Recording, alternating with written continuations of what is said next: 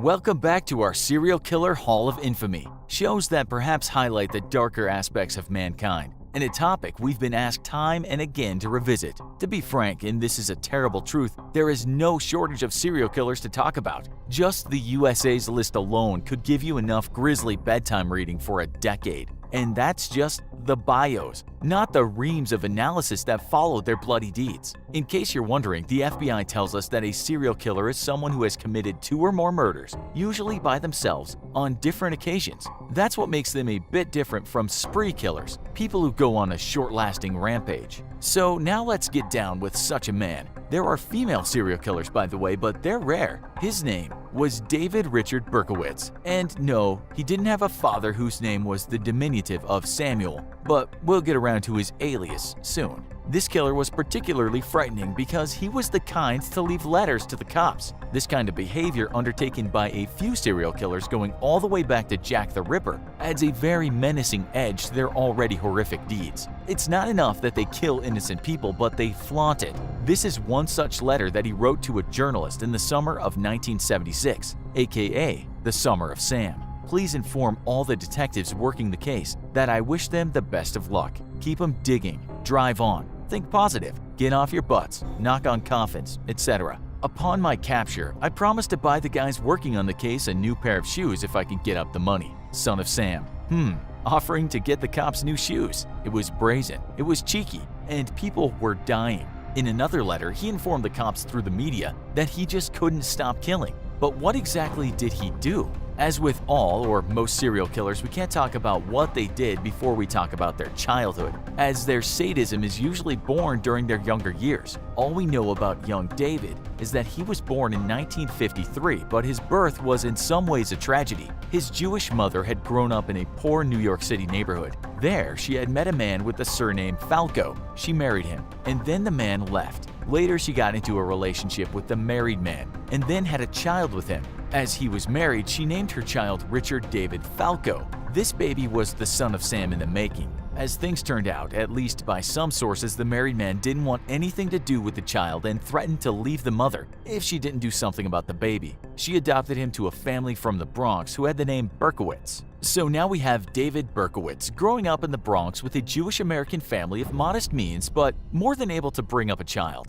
It's said he was a troubled child, and while being adopted, for some kids can present some challenges, according to the book Confessions of Son of Sam, which included interviews with the killer, he was told as a kid that his real mother had died during childbirth. We're told that this made him feel extremely guilty and weighed on the young child's mind. It's said in some bios that he had become a bully and difficult, so much so that his parents sent him to see a psychotherapist. He also enjoyed lighting fires, but let's face it, many kids do. He wasn't an especially bad kid, just a little naughty at times. But then, when he was 14, his adoptive mother died, which in his mind made for 2 mothers dead. Adopted kids sometimes don't deal well with separation, and it's said after her death, his relationship with his father became worse. In 1971, he did what many mixed-up young people do and joined the army. During his 3 years, it said he showed an impressive acumen for marksmanship, something that would serve him well later on the streets of New York.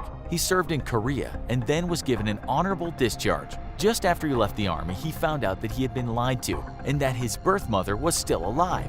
Rather than rejoice, he later said in interviews that this deception made him furious, as well as the fact that he had had 2 fathers in his life that hadn't cared for him much. For much of his life, he lived with loss and guilt, and even though he made a fairly unsuccessful attempt at befriending his birth mother and her family, he would later say that this sense of identity had been torn apart. He said he felt unwanted, like an accident, as if he were never meant to be born. Suffice to say, this didn't bode well for what was going to happen in the rest of his life. He took a few jobs, including one at a post office. Later, one of his colleagues said she was terrified of this son of Sam who was killing on her streets, and she had no idea that her colleague, David, was the murderer. She told New York Magazine that he just chatted about mundane things. He talked, she said, like anyone else. But he wasn't just anyone else, because he was stalking people on the streets of New York. Just after finding out the truth about his real mother not actually dying, it seemed something cracked in David, and he got himself a .44 caliber gun. It's at this time that it's said he started lighting fires around New York City and that he began to hear voices. He would sometime later be diagnosed as having paranoid schizophrenia. Women were his enemies according to the voices he heard, and his first touch with severe criminality would be attacking a 15-year-old girl with a hunting knife. She didn't die, but others soon would. You see, he thought he was doing a job that needed to be done, and that he was taking the lives of what he believed were impure women. Let's now remember that it wasn't long ago he found out his mother had had him with a married man and then given him away. "I'd kill her again. I'd kill them all again," he once said in court when asked about one murder. He thought he was doing righteous work. It's even said that because he chose women that looked the same, pretty, long brown or dark hair, many women in New York City cut their hair and dyed it blonde. We should also say that the adoptive mother who had lied to him about his birth mother looked like a lot of his victims. But we've gotten ahead of ourselves here. Let's now look at his victims. David often chose people that were in pairs, and that's what happened at 1:10 a.m. on July 29, 1976, when two teenage girls were sitting in their car talking about this and that in the Bronx area of New York. One girl opened the car door and a man approached fast. He shot into the car 3 times in total, killing one of the women and injuring the other. A few months later, and he was in Queens. And this time, the victim would be a 20-year-old man and an 18-year-old woman. The guy was shot in the head and the woman only suffered minor injuries. Both survived the ordeal. Now a manhunt was on. A month later, also in Queens, a man approached 2 girls, 16 and 18, and asked for directions. Before they could say left at the lights, a man shot them both. They both survived, but one girl would never walk again. 2 months later, and again in Queens, 2 women were in a car after seeing the movie Rocky. A man shot into the car, killing one of them. March 77, and another girl is killed. This time she was alone. Police knew the same gun was used in the other murders, a .44 Bulldog revolver, and they had been told by witnesses a chubby-looking guy had been seen near the scenes of the crime. In April, he struck again, shooting a couple, 20 and 18, in the Bronx. They both died. And again, a man fitting the description of chubby was seen in the neighborhood. The press were all over it, not just in the USA, but worldwide. Here was a killer that just walked up to good-looking youngsters on the street and shot them dead. It created a huge sense of fear in New York. Who would be next? One minute you could just be outside talking about that great Iggy Pop or David Bowie concert you'd just been to, and the next minute a maniac has shot you through your neck. Then comes the first letter. It started like this: "I am deeply hurt by your calling me a woman hater. I'm not, but I'm a monster. I'm the son of Sam. I'm a little brat. When Father Sam gets drunk, he gets mean. He beats his family. Sometimes he ties me up to the back of the house. Other times he locks me in the garage. Sam loves to drink blood. Go out and kill," commands Father Sam. It gets pretty raw after this, but all the time he talks about being abused by some Sam character, his father, and talks about hurting women. More of the letter goes like this: "I love to hunt, prowling the streets looking for fair game, tasty meat. The women of Queens are the prettiest of all. It might be the water they drink. I live for the hunt. My life. Blood for Papa. Mr. Borelli, sir. I don't want to kill any more, no sir. No more, but I must honor thy father." While we can say with assuredness that David perhaps never won any spelling bees, what we do know is that he actually did have a tempestuous relationship with the father that adopted him. In fact, after his mother died, his father married again, and it said David felt unwelcome in the house after that. We had a fairly ugly kid, overweight, who's been rejected by most people in his life. It's also said his appearance and personality was so repellent, he never had a relationship with a woman. But did his father beat him, lock him up in a room? Who knows? Later, David would tell the cops that Sam was actually the neighbor's dog, and it was the dog who told him to go out and hunt women. We also know he was crazy, so we won't dismiss the possibility of Sam being a dog and also a father-like demon. The letter was so badly written that cops for a time thought that their man might be Scottish or Scottish-American, but that wasn't true. What's also weird is that later he wrote another letter, this time to a tabloid columnist, but it was well written. It sounded a bit like the American writer Charles Bukowski and was titled with a biblical reference: "Blood and family, darkness and death, absolute depravity, 44. It started like this: "Hello from the gutters of NYC, which are filled with dog manure, vomit, stale wine, urine, and blood.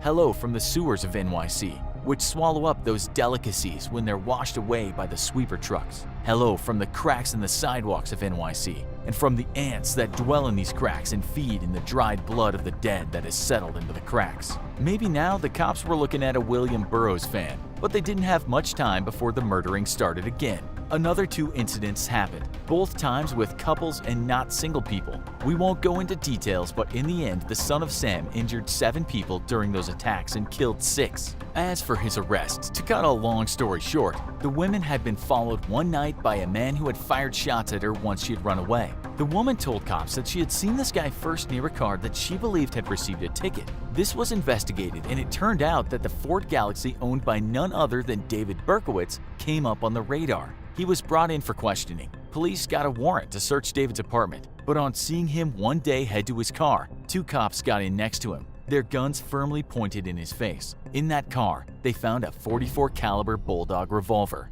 As the tale goes, the cops said, "Tell me who you are," and the man replied, "I am Sam." On August 11, 1977, David was interrogated, and he didn't deny anything. He said he had killed the women because a demon called Sam that lived inside the head of his neighbor's black Labrador had told him to do it. Despite these obvious mental aberrations, he was found competent to stand trial. He was sentenced to 25 years for each murder, and for each to be served consecutively. A year later, and he said he hadn't really been ordered to do those things by a dog, but he was just angry because of how the world had rejected him. In 1979, a year later, an inmate slashed his throat and almost killed him. Berkowitz said, "Fair play, I deserved it," and would not identify his assailant. All kinds of things happened in prison. In 1987, he became a born-again Christian and gave himself the name Son of Hope. He wrote essays about hope and redemption on Christian websites, and even counseled prisoners who had their own troubles. He also later claimed to be part of a satanic cult that included the owner of that black Labrador. He said 2 guys in his cult did some of the murders, but we'll never know because one committed suicide and the other died in a car accident. He has actually said a lot of things, including an admission that the voice he heard, the real Sam, was a druid devil. The truth is, we might never know, because no one really believes the words of Sam. A hulk of a man is doing his usual bench pressing routine in the afternoon. 400 pounds, he thinks not too bad. He wipes the sweat from his face while looking up at a TV monitor that's playing bare-knuckle boxing match he's seen 8 times already. A couple hours ago, he got a call from the Addams family. Not the bunch of spooks from TV, but one of the most vicious and powerful criminal organizations in the UK. They have a job for him. With that in mind, he goes into his garage and takes stock of his tools. Chainsaw, present. Axe, present. Meat cleaver, present. Knives, all there and recently sharpened. He flexes his bicep and gives it a reassuring grab with his hand, all the time wondering where he'll hide the human remains this time. It doesn't really matter, he thinks while grinning and shaking his head. The cops are useless. His name is Stephen Marshall, a man that'll become known as the Jigsaw Killer. Make no mistake, this man was terrifying. He was violent to the nth degree. He dismembered bodies without so much as breaking a sweat. He left in pieces people all over the south of England, a hideous trail of breadcrumbs for the police to follow. He was an excellent butcher too, expertly removing flesh from faces, adroitly cutting people into little pieces. When pathologists looked at his work, they said it must have been done by someone who'd worked in their profession. Like the infamous Jack the Ripper, he knew his way around a human body. But who was Marshall, and who finally put this macabre jigsaw together? We don't know too much about his childhood, so we can't hypothesize about what might have happened during his younger years to make him the monster he became. We do, however, know how he strayed to the dark side. In the 90s, he was a man in his early 20s and he got into bodybuilding. He was what the Brits sometimes called a hard man, and that led him to getting jobs as a bouncer. In the English underworld, being a formidable bouncer might lead to gang connections. If you're particularly good at breaking noses and not shying away from a man with a weapon in his hand, it's possible you could get hired by a criminal gang as a bit of muscle. That was back in the 90s anyway. The world of British bouncing isn't so wild these days. That's exactly what happened to Marshall, though. He started doing jobs for the Addams crime family, an outfit that's said to be behind scores of murders and who racked up millions of pounds. This family was heavily involved in drug trafficking, extortion, hijacking, and of course the odd murder. The problem with killing people is getting rid of the bodies, and that's certainly not something criminal millionaires want to do. It's not just dirty work, but it can be difficult to do it right, and it's not as easy as you might think, not if you want to leave no trace. That's why the Addams family hired Mr. Marshall. Body disposal was just a part-time gig for Marshall, though. Besides working on doors at nightclubs, he also ran a gym at one point in his life that was apparently very popular with other underworld figures. Other jobs he had were having his own car valeting company and later working as a kitchen salesman.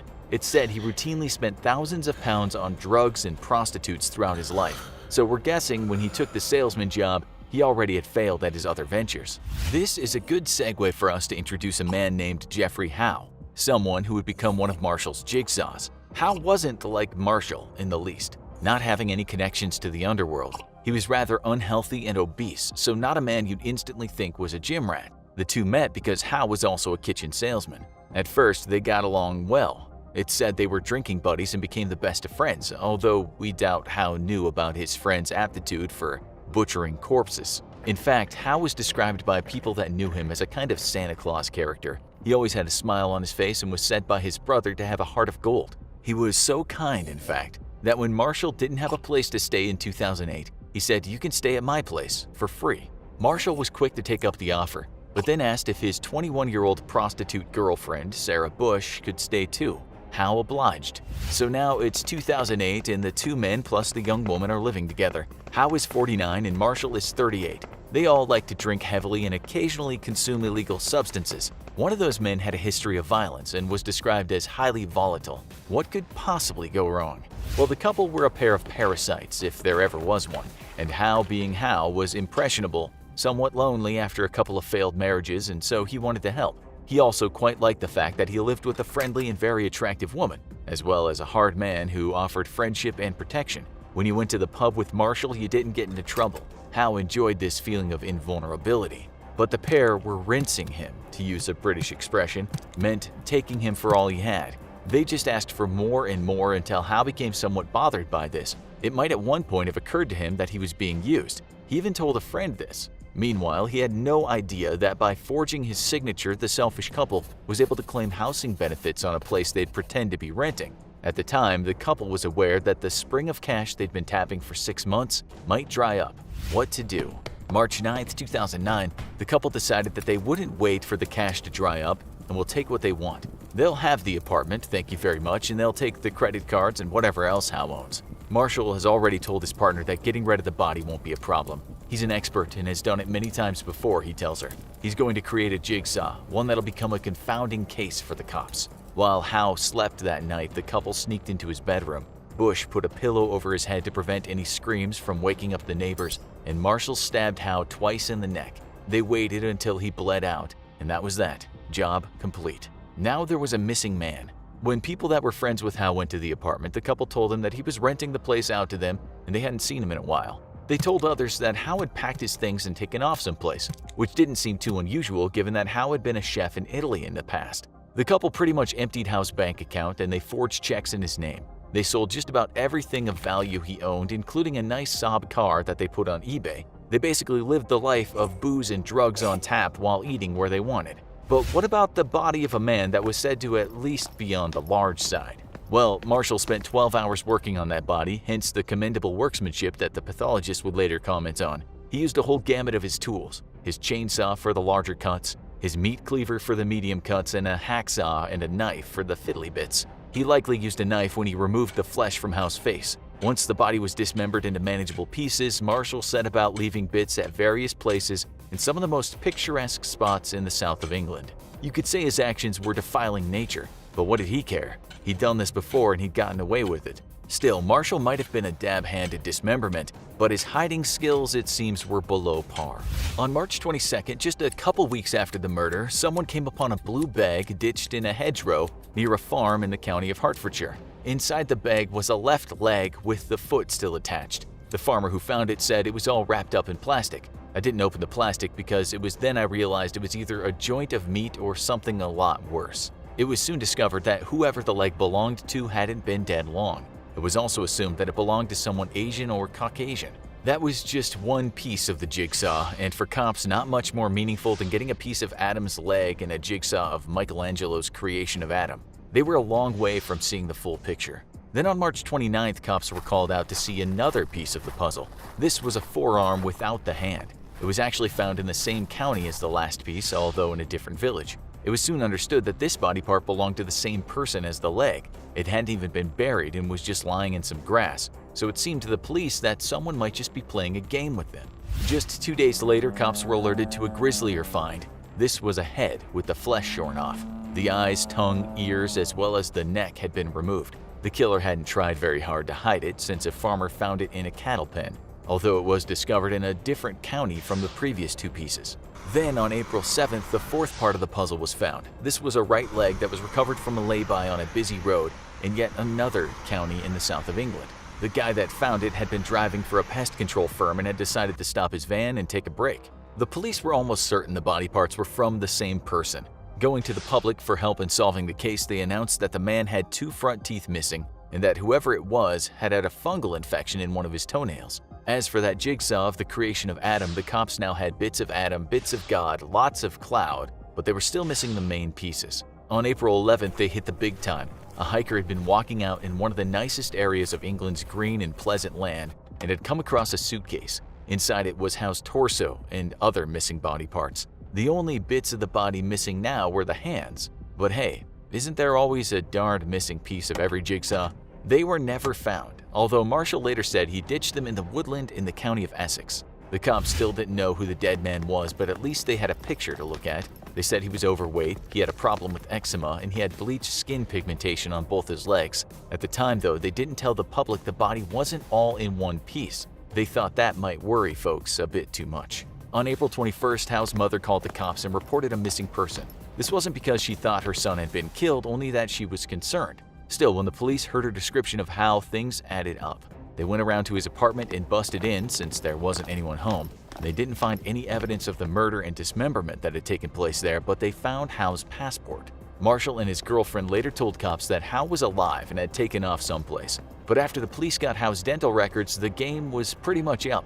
This is what the cop who arrested them said. Marshall was very, very nervous, jittery. His leg was shaking. Sarah Bush was uncomfortable, and at that point, I knew that Jeffrey Howe was going to be our victim. Once forensics got to work, traces of Howe's blood were found all over the apartment. T-shirt fibers found on duct tape that was used to wrap one of the body parts also matched the t-shirt of Marshall's. If that wasn't enough, CCTV showed Marshall's car traveling to all the spots where the body parts were found. The game was certainly up now, although at first the couple denied the murder. Marshall pleaded guilty to perverting the cause of justice by lying about Howe being alive and well. He'd also admitted to cutting up the body, but he denied the murder. Bush denied everything, but said she was only with Marshall because she was scared to leave him. Then witnesses came forward who said they'd heard Marshall brag about his dismemberment skills, and it was also revealed that Howe had told someone that Marshall had threatened to kill him if he didn't leave the apartment. At the time, Howe thought Marshall was just kidding. Marshall then shocked everyone when he did an about-turn. He changed his plea to guilty and then even owned up to cutting the bodies on 4 occasions for the notorious Addams family. Such an admission meant he would have to watch his back for the rest of his 36 years spent in prison. Such a powerful family could make sure someone died between the prison walls. Maybe the only reason he's alive today is that he never said whose bodies he disposed of. That or he's kept away from the prison general population. Bush tried to say that she'd only acted out of fear of Marshall, although the judge didn't buy it. He said to her, "You were well aware of what Stephen Marshall had done. You took advantage of Mr. Howe in life, and then after his death you used his money." Still, she was given a lenient sentence and was out in just under 4 years. Marshall is still in prison now and could get out in 2046, but that'll be up to a parole board. The woman known as Madame LaLaurie walks along a throng of socialites at the party she's put on at her New Orleans mansion. Dressed up in an exquisite puffed gown, its skirt intricately embroidered with blood-red roses, she sips from a crystal flute containing imported champagne. "Oh, what joie de vivre is on show," she remarks, as her drunken guests chortle in agreement. Not a few feet below them is a torture chamber. There, African slaves are chained to the walls. Some of their necks are fitted with spiked collars. Their limbs have been stretched and broken. As they moan in pain, occasionally a slither of light exposes their horribly mutilated faces. One man sits in silence as maggots fester in the hole in his head. It's only a matter of time before they're dead. And so, with their last vestige of strength, they plot their escape. Welcome to a real American horror story. Born on March 19, 1787 as Marie Delphine McCarty, she took her first breaths in New Orleans, which was then part of Spanish Louisiana. With the silver spoon firmly planted in her mouth, she understood from a young age that her well-connected family was almost like royalty in those parts. She also understood the contempt some of her extended family had for their slaves, a contempt that would result in an uprising and the death of her uncle. As she moved among the finely dressed adults in her house, she would listen as people talked about brutes and how they should not be spared the whip. Delphine was just 13 when she married Ramon López y Angulo de la Candelaria, an officer to the Spanish crown. At 17, pregnant with his child, she became a widow after his ship hit a sandbar. On her 20th birthday, she married a rich, some say ruthless businessman named Jean-Paul Blanc. Her mother had just died, and she inherited, among other things, a plantation and 52 slaves. As a marriage gift, the couple also received another plantation that came with an additional 26 slaves. In 8 years they were married, they had 4 kids, and then Blanc also died.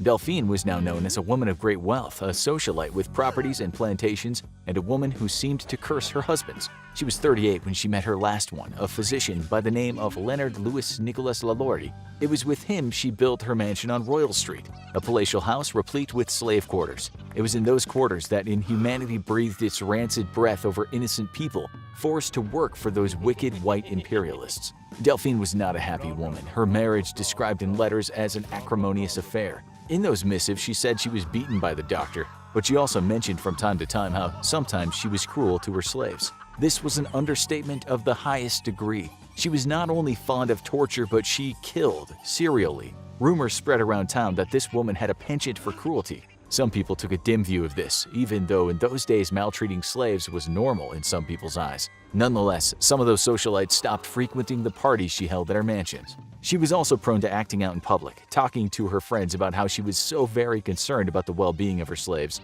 This was a lie. One woman who later wrote about Delphine and her slaves said what she saw were haggard and wretched people, not showed a modicum of human kindness. Harriet Martineau, who once attended one of Delphine's parties, wrote that the host would hand the remains of her glass of wine to the emaciated Negro behind her chair and say with a smooth, audible whisper, "Here, my friend, take this, it'll do you good."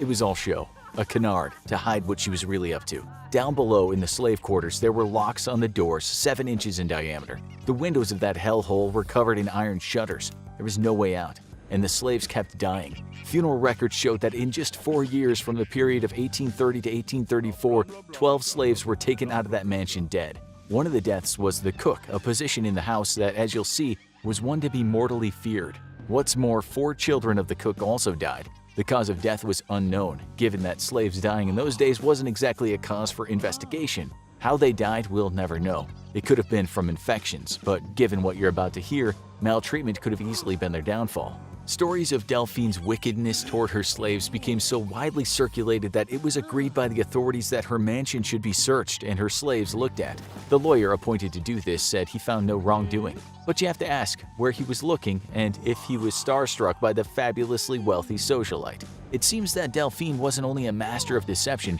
but also a grand manipulator. She did such a job on the lawyer that he wrote in a report that he was full of indignation against all who could suspect this amiable woman of doing anything wrong. She could not harm a fly or give pain to any human being.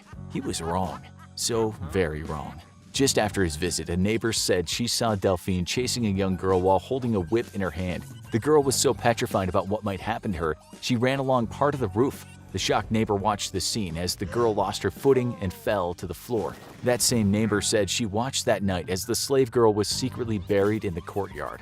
What had actually happened before that, no one knows, although rumors later surfaced that the girl, aged 12, named Leah, had been brushing Delphine's hair when she tugged on a knot. This was enough to provoke the satanic ire of her owner. It was after this that another legal inquiry took place, and this one did find that Delphine was mistreating her slaves. She was told that she must sell those slaves at the market to people who might not have such a proclivity for violence, although Delphine secretly arranged that they were bought by members of her family. The slaves were soon given back to her, where their treatment became even worse. Soon, people would see what happened to them, and it would become American history. The historic day was April 10, 1834, when a fire engulfed part of the house. Delphine became hysterical, shouting to her neighbors to come help. What she didn't know was that fire had been started on purpose by a 70-year-old slave cook she had chained to the stove. This cook had been beaten on many occasions. She'd had enough, and so she set the fire, perhaps in the hope that someone might discover Delphine's secret. It was either that or die in the flames. Delphine, still screaming, demanded people in the street come help, except she didn't mention all the trapped slaves and instead asked them to gather her precious valuables. News reports at the time stated that the crowd of people ignored her, knowing slaves were in the house. They told Delphine to hand them the keys to the slave quarter, but she refused in what was called a gross and insulting manner. After that, they kicked down the door. What greeted them was sheer horror. This is some of the text from the New Orleans Bee newspaper, published the day after the fire. The conflagration at the house occupied by the woman LaLaurie is like discovering one of those atrocities, the details of which seem to be too incredible for human belief. 7 slaves, more or less horribly mutilated, were seen suspended by the neck, with their limbs apparently stretched and torn from one extremity to the other. The newspaper wrote that the slaves were the property of a demon masquerading as a woman, that some of them had been down there for months, and that most of them were in the most dreadful condition. The New Orleans Advertiser followed with another highly disturbing report. Delphine's mask was finally removed. People demanded justice. A giant mob formed. But she wasn't immediately arrested for a reason we can only say was likely due to her wealth. The next day, she left her partly burnt mansion, having said she was going to take a drive around the lake. Her carriage, it was said, was driven by a male mulatto slave. She crossed the lake, and from there she took a sailboat to Alabama. From Alabama, she sailed to France. This was not the end of the story, though. Mobs formed in the streets outside her house. They did not know where Delphine had gone, but it was written that all classes and colors came out, according to one report, demolished and destroyed everything upon which they could lay their hands. There was little left of the house once they were done. The rage of the crowd, especially of the French Creoles, was excessive, wrote one observer. As for the injured slaves, some people didn't believe the woman could have done such things. The New Orleans Bee reported that they were taken to a place so they could be publicly viewed, so the audience could see the extent of the injuries they had suffered. 4,000 were said to have turned up. It was later agreed Delphine was demented and sadistic. Several weeks after the gruesome discovery, the Pittsfield Sun newspaper wrote that 2 of the rescued slaves had died from their injuries. It also wrote, "We understand that in digging the yard, bodies have been disinterred, and the condemned well in the grounds of the mansion having been uncovered, others, particularly that of a child, were found." But was it even worse than those initial reports suggested? Books written later claimed that what those first people on the scene saw was worse than had previously been reported. One of them was called The Journey into Darkness, Ghosts and Vampires of New Orleans. And inside those pages, there are stories of the utmost terror. While there's no doubt those slaves were treated in a disgusting manner, some people think these more modern stories may have contained some amount of embellishment. The author of that last book is, after all, the owner of a New Orleans ghost tour business. Delphine stayed in France until her ashes were sent back to New Orleans after her death. It's thought she might have died in a boar hunting accident aged 62. No attempt was ever made by the authorities to bring her to justice. Scholars have since said locals talked so much about the crimes of Delphine so they could paint themselves as benevolent shareholders compared to her, but it doesn't change the fact that the woman was a sadistic brute. As for that house, it's still there today. Well, it isn't quite the original, but an 1838 version based on the original. Over the years, it was a school, a block of apartments, a refuge for teenage delinquents, a furniture store, a bar, and it was later purchased by the actor Nicolas Cage. It's now owned by a bank, a fitting tribute to a woman who lavished herself with luxuries bought with blood money. The woman who will become known as one of the world's worst black widows is sitting on her porch on a blustery day at the start of fall. She places her glass of lemonade down on the newspaper and runs her index finger over the Lonely Hearts column. Her finger suddenly stops and she smiles. This is the one, she thinks, her thoughts animated with pictures of her and this other lonely heart living out the romance she's always dreamed of. Except she will murder this man in cold blood. She will kill him and people close to him. She will commit unspeakable horrors throughout her deranged life, and she will do it with a great big grin on her face. Welcome to the world of the Giggling Granny, a woman who turned being widowed into a profession. She was born with the name Nancy Hazel on November 4th, 1905, in a small town in rural Alabama. There, she and her 4 siblings did not have a happy childhood, with school and friendships being out of the question because the stern, hardworking father made them labor on his farm. Then, when she was 7 years old, something happened to Nancy that might explain why later in life she became a very serious serial killer. She hit her head while riding a train, and for years after experienced debilitating depression as well as the occasional blackout. It could have been the injury that caused her to do such horrific things, but young Nancy had more than just head trauma to deal with as a kid. Her father, a man of few words with a frightening hair-triggered temper, wasn't just strict, he was puritanical. All the young girl wanted was a life like the other girls had, going out on dates and one day having that first kiss down by the river. It never happened because the father didn't allow her or her sisters near any boys. In fact, he told them that they weren't even allowed to wear dresses or skirts. They had to dress like boys, or at least dress in a way that looked entirely unattractive. He told them he was doing them a favor, saving them from the lustful little scoundrels that would knock them up and ruin their lives. But that didn't stop her from dreaming. When her father and mother were out of the house, Nancy would go to her mother's closet to pull out stacks of romance magazines. She read for a while and then looked in the air as if seeing herself all dolled up and out with some savior who rescued her from her life of loveless gloom. Then she'd get the newspaper and read the Lonely Hearts column. Little did she know that one day she'd be picking her victims from one. She met her knight in shining armor when she was just 16. His name was Charlie Braggs, and he worked in the linen factory with her. They dated for around 4 months and then decided it was time to get hitched. Nancy's father was actually content with the decision. Not one to embrace casual dating, he told Nancy that if she wanted to be with a guy, then marriage was the only way. The couple had 4 kids over a period of just 4 years. She smoked heavily and he drank heavily. She was sure he was cheating on her, but then during drunken fights he accused her of doing the same. Nancy's vision of romance was shattered. So what did she do about that? Well, the answer is she did what she'd end up doing lots of times: killing. When she was just 22 and had been married for 6 years, 2 of the children mysteriously died.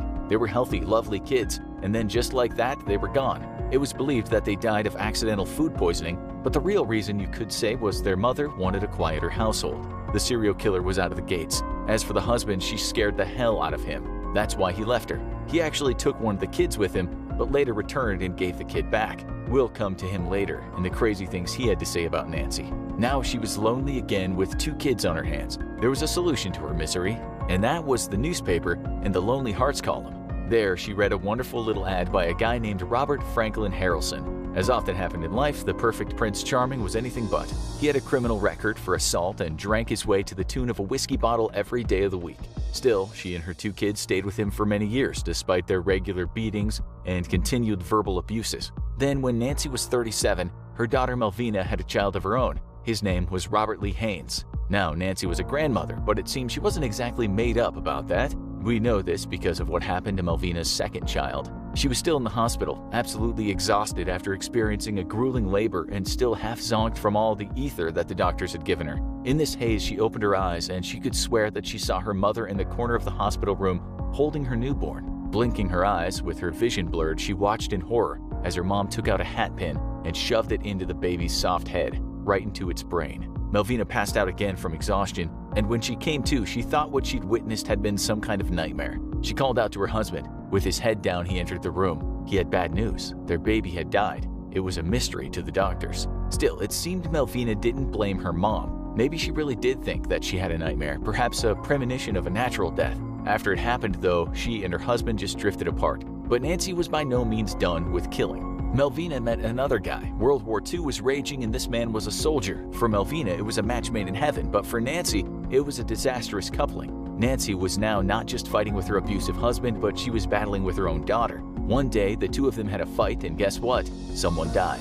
On July 7, 1945, Melvina's second daughter passed away. It was thought to be from asphyxiation from unknown causes, but when you hear that Nancy later picked up a $500 life insurance policy on the kid, well, it was likely another murder. 1945 was coming to an end, and one day the American public became jubilant. That was the day it was announced that Japan had surrendered to the Allied powers. Great big parties were thrown from one side of the US to the other. Nancy's husband, not one to miss out on an excuse to get out of his mind on booze, joined in on the fun. When he got home from the party, he tried to force her to bed. The last thing he said to her was, "If you don't listen to me, woman, I ain't gonna be here next week." The next day, she was in the garden tending to some roses, when what did she find but her husband's secret stash of corn whiskey. Without so much as blinking an eye, she calmly walked back into the house. She opened a cupboard and put her hand up to the top shelf. That's where the rat poison was kept. She then returned to the whiskey bottle. Her violent husband didn't survive the night. Now she was 40, perhaps getting on in years to start another family, but with hope in her black heart, she again took to going through the lonely columns of newspapers. It wasn't long until she met another guy, but as luck would have it, he turned out to be another man fond of whiskey and spending nights in the beds of other women. His name was Arlie Lanning. The 2 got married, but yet again it was an unhappy marriage. Inside the house, the 2 argued, but outside the relationship looked like a dream to the other townsfolk. So when this guy died mysteriously, they came out in support of Nancy. With tears in her eyes, the well-liked church-going Nancy told them he just sat down one morning to drink a cup of coffee and eat a bowl of prunes I especially prepared for him. When standing over the coffin, she wept and said he looked in fine shape. Then, well, 2 days later, dead. I nursed him, believe me, I nursed him, but I failed. Poor Arlie. You know what he said to me before he breathed his last? "Nanny," he said. "Nanny, it must have been the coffee." When her house burned to the ground, they wished her well again, although she was made up after collecting the insurance. With cash in her pocket, she decided it was time to go and find one of her sisters. She did just that, but her poor sister was so sick she spent most of her days in bed. She died just after Nancy moved in with her. Now she was in her mid-40s and single again, but instead of going through the Lonely Hearts columns, she decided to join a dating service called the Diamond Circle Club. It was through that service that she met a man named Richard L. Morton. He was immediately taken in by her charms and the fact that she always had a smile on her face. It was 1952, and the couple got hitched in Emporia, Kansas. This time her husband didn't have a problem with the whiskey, but he did enjoy forming short-term relationships with other women. Nonetheless, the couple seemed to live a pretty normal life. That's what it looked like when Nancy's mom went to live with the newlyweds. She needed looking after falling and breaking her hip. A few months later, the mother was 6 feet under after unknowingly drinking one of Nancy's poison cocktails. Just 3 months later, and her husband was in the ground too. During this time, one of Nancy's other sisters also died in mysterious circumstances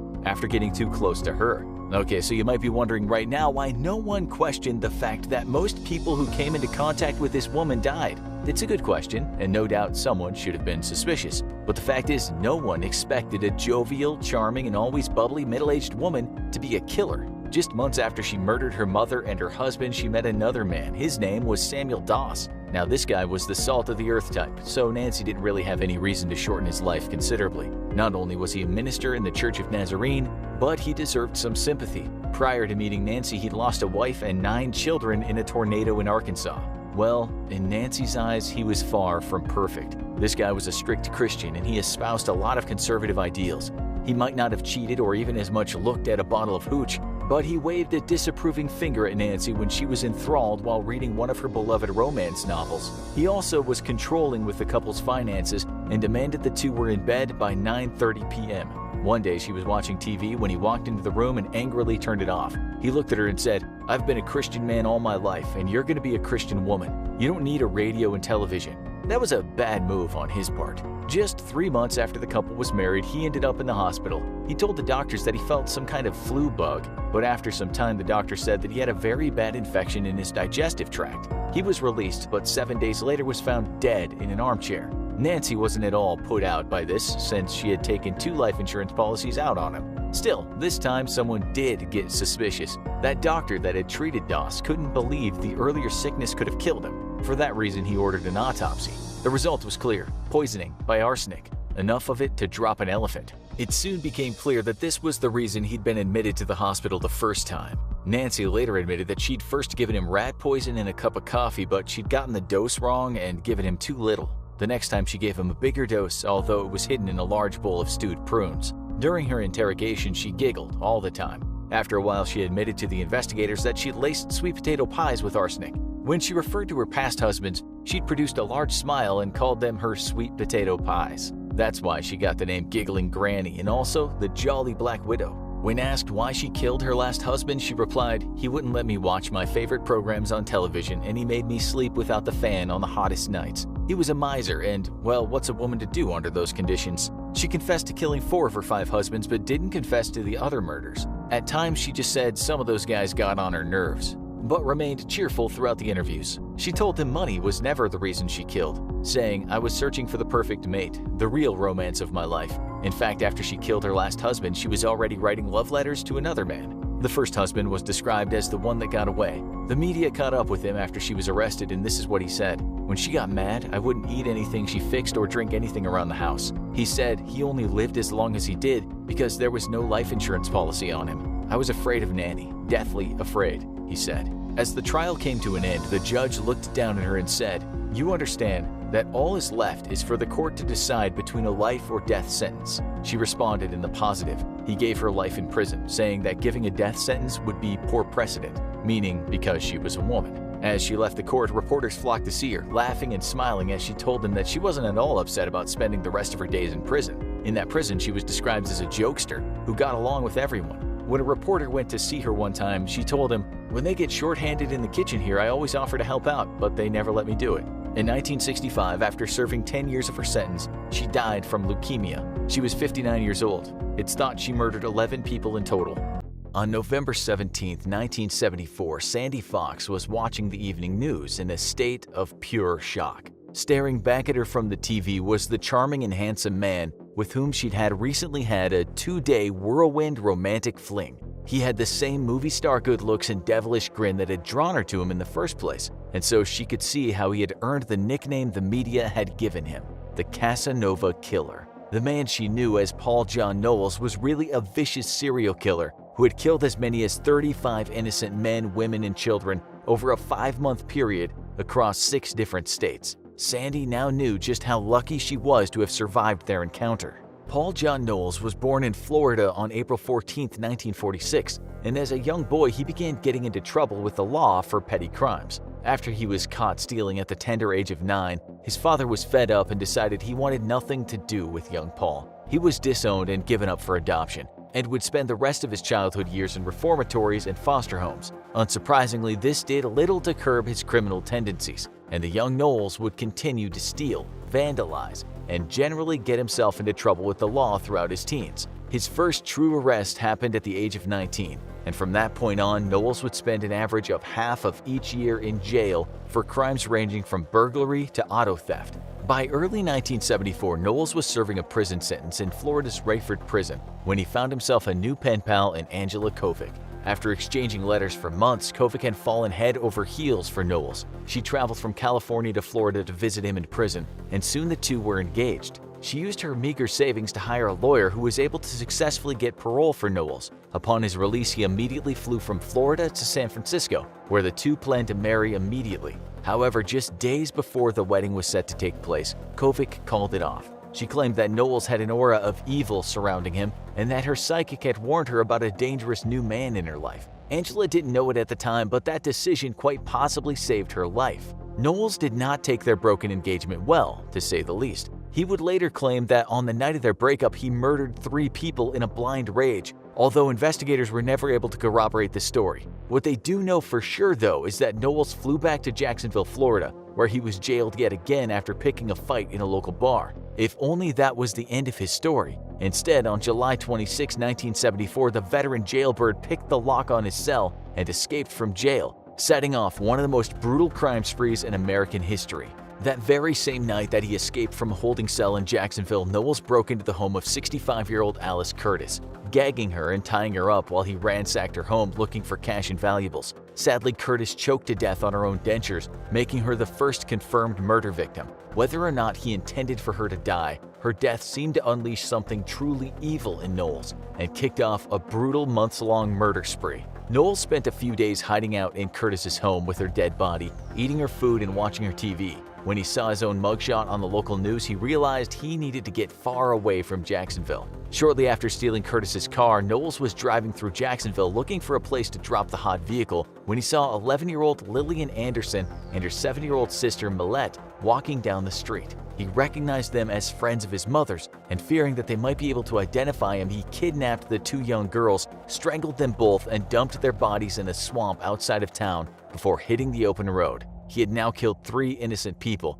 and he knew that he needed to get out of the area as soon as possible. By the next day, Knowles was in Atlantic Beach, Florida, where he broke into the home of Marjorie Howe. This time, he wasted no time strangling Howe with a nylon stocking before stealing her TV and getting back on the road. As he had made his way aimlessly north, Knowles strangled a hitchhiker that he had picked up, bringing his official total to 5 victims in just a few short days. After the murder of the hitchhiker, Knowles appears to have laid low for a few weeks, but before long he would be back to his evil ways. On August 23, 1974, Knowles strangled Kathy Pierce in Musella, Georgia, with a phone cord while her 3-year-old son looked on. Oddly, he left the boy unharmed. On September 3, 1974, Knowles met a businessman, William Bates, in a bar in Lima, Ohio. After drinking together for several hours, he strangled Bates, dumped his body in the woods, and stole his money, credit cards, and car.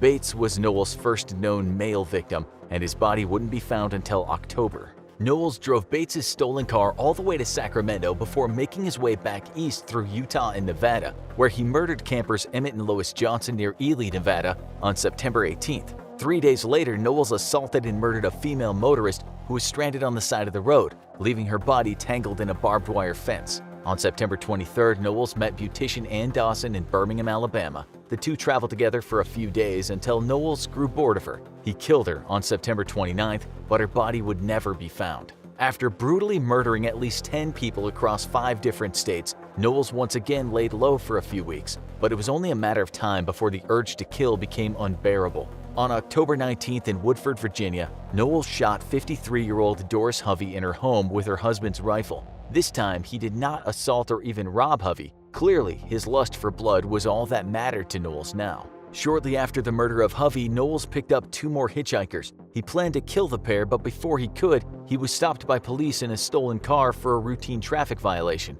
The careless cop let him off with a warning, but the experience rattled Knowles. After dropping off the hitchhikers, he contacted a lawyer and confessed to his crimes. The lawyer recommended that Knowles turn himself in, but he refused. Instead, he allegedly taped a confession and handed it over to the lawyer before skipping town once again. He instructed the lawyer to make the tape public in the event of his death and insisted that any proceeds from his story go on to his mother. Despite his close call, Knowles was unable to stop himself from continuing to kill. On November 6th in Macon, Georgia, he met and befriended Carswell Carr. Carr took pity on Knowles, who he took for a drifter, and invited him to spend the night at his home. Over drinks, Knowles stabbed Carr to death and then strangled Carr's 15-year-old daughter. After fleeing this murder, Knowles might have killed hitchhikers Edward Hilliard and Debbie Griffin, but their bodies were never found. On November 8th, Knowles was bar hopping in Atlanta, Georgia, when he met British journalist Sandy Fox. Fox recalls being infatuated with Knowles' gaunt good looks and his resemblance to movie star Robert Redford.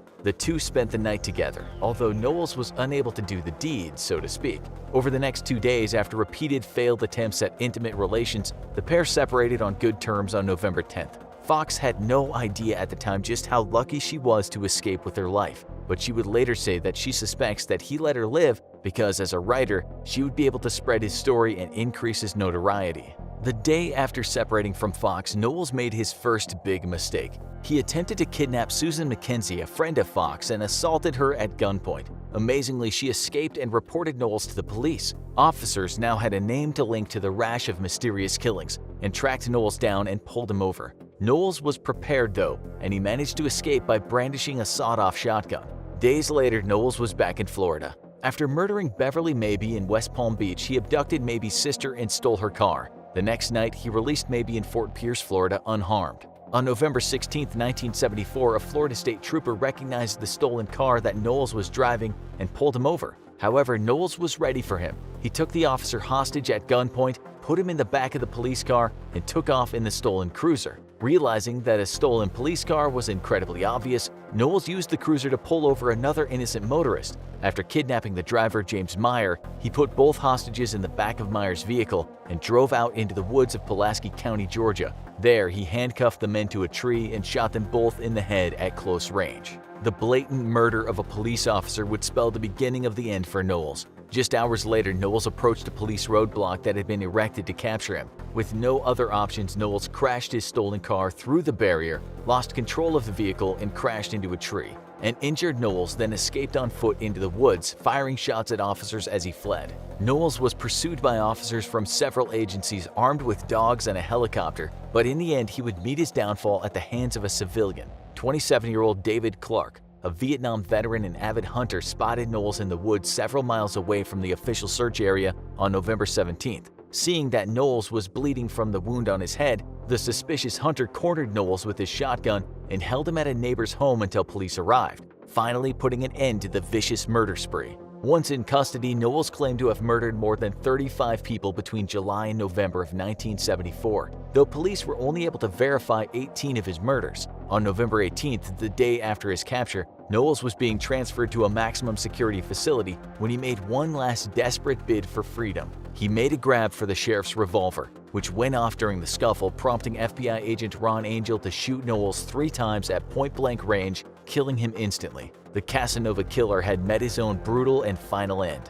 Even after Knowles' death, the police and the public remained fascinated by his crimes. His movie star good looks, charisma, and devilish smirk endeared him to his victims and earned him his nickname, the Casanova Killer. His constant movement crisscrossing the country and the fact that he murdered victims in 6 different states made it hard for police to link his various murders to a single killer. There appeared to be no pattern to his victims, and he indiscriminately killed men and women and children and adults. Knowles had no consistent MO, stabbing some victims, strangling others, and shooting the rest. Some were assaulted and robbed, while others were simply killed for no apparent reason.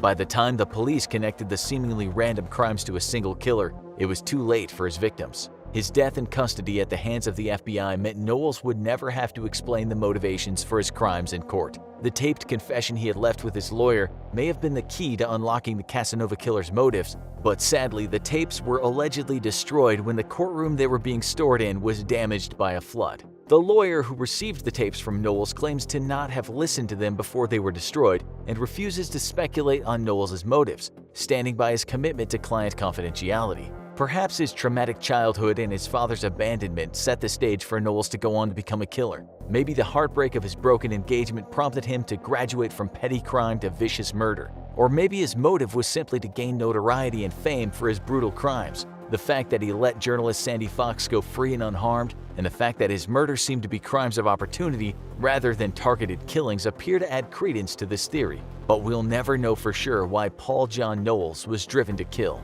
The year is 1978, and on one particular evening, millions of people in the USA have tuned in to watch their favorite TV show, The Dating Game.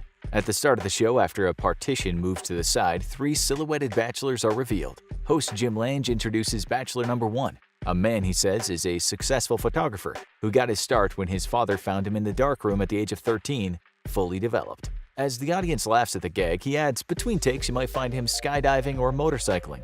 Lange announces his name as Rodney Alcala, just as the spotlight shines on a long-haired, handsome man with glistening white teeth. What no one knows is this man is a prolific killer who murdered before the show and he'll murder after. He's a psychopath of the highest degree who will one day be called by police a killing machine. He also wins the heart of the bachelorette in the show, but the date doesn't go down very well. We'll come back to that later. First of all, to appear in one of the most popular TV shows in US history while you're in the process of becoming one of the world's most vile serial killers is about as brazen and pathologically narcissistic as you can get. To understand this, we must look at Alcala's past. He was born on August 23rd in 1943 in San Antonio, Texas. When he was a kid, his pop moved the family back to Mexico. But a few years later, his old daddy just picked up and left. A few years after that, the mother took 11-year-old Rodney back to LA along with his 2 sisters. It wasn't a happy childhood, and he certainly was never discovered in the darkroom by his father at the age of 13.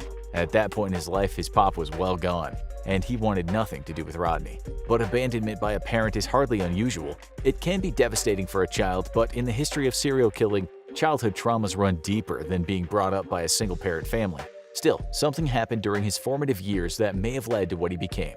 It was evident something was wrong with him not long after he joined the army at the age of 17. 3 years later, he went AWOL after having what was described as a breakdown.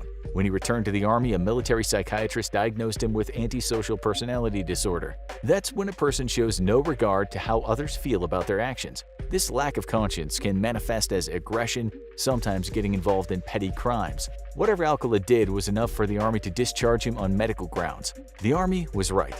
Years later, he'll be diagnosed with malignant narcissism and sexual sadism comorbidities. If you don't understand those terms, you soon will. Personality disorders aren't always evident to other people, so Alcala seemed to have no problems picking up a degree from the UCLA School of Fine Arts. It was 1968 when he graduated, the year after the Summer of Love, a time when being a budding artist was a fashionable endeavor. Nonetheless, Alcala was far from embracing the hippie movement and the endless love it promoted. He'd already decided to become a monster. That year, he lured a young girl named Tali Shapiro to his apartment in Hollywood. There, he beat her with an iron bar until she was unconscious. He'd been spotted, though, taking the girl back, and so that person called the cops. It was just a pity that when they got to his apartment, they found no sign of Alcala and only a girl lying in a pool of blood. What they didn't know is that he was hiding somewhere nearby. But because the girl was still breathing, all efforts were focused on keeping her alive. That's when Alcala somehow slipped away. The girl was in a coma for 32 days and later had to learn to walk again. The good news is, decades later, she testified against him, with her loving husband watching from the gallery. Knowing he was now wanted, he left California and went to New York, where he enrolled at NYU Film School. There, he changed his name to John Berger. In the meantime, cops back in California had found something worrying. Photos he'd taken of young women and girls. It seemed like this man would strike again. In New York, though, when frequenting the trendy clubs and bars with his camera in hand, he was the arty photographer guy who people loved to pose for. They had no idea that when he looked at them through the viewfinder, he was imagining what they'd look like after he had killed them. In 1961, the FBI put him on its most wanted list, and that meant pictures of Alcala being circulated. He'd already killed again by this time, a young woman who worked as a flight attendant. She'd been strangled and the killer had arranged her body in a certain kind of pose. Now, we need to explain something. Serial killers might have a modus operandi, which could be how they pick up their victims, but they may also leave a personal mark on their crimes called a signature. The MO often changes, but signatures nearly always stay the same. That's because they relate to the psychological needs of the killer, and for Alcala, he derived sexual gratification from leaving his victims in certain poses, an act criminal profilers call staging. Police didn't know it yet, but in the years to come, they would find quite a few bodies that had been staged. After getting a job at a New Hampshire arts camp for children, one day, 2 of the kids Alcala taught saw his face on a wanted poster in the post office. They called the cops, and Alcala was swiftly arrested and sent back to California to face the music. Okay, crime solved. Surely that must have been it. But you know very well that one day he'd win the dating game. What went wrong? The main reason why he didn't spend a long time in prison was that Shapiro's parents had decided to leave the crime-infested USA and move to Mexico. They didn't want their daughter to return to the US to testify and suffer more trauma than she'd already gone through. And so with no other witnesses, Alcala did a short stint in prison for the crime of assault. Cops had no idea at this point he'd killed a woman in New York. He was back out on the streets in 17 months after a parole board found that the educated artist with a smooth tongue to seem like a person who really regretted what he'd done. Remember, this man was a psychopath, a monumental manipulator. The parole board was no match for his deceit. But then it should have been known to the authorities what Alcala was capable of 2 months after his release when he was arrested again for picking up a girl when she was on the way to school. He pushed her into smoking some weed, after which he tried to kiss her. She reported him, and for what he'd done, he ended up spending 2 more years in prison. Yet again, he managed to convince the parole board that he was mentally well and not a danger to society. He even persuaded his parole officer to allow him to stay outside the state. He moved back to New York City where he murdered 23-year-old Ellen Jane Hover, a wealthy socialite whose godparents were Dean Martin and Sammy Davis Jr.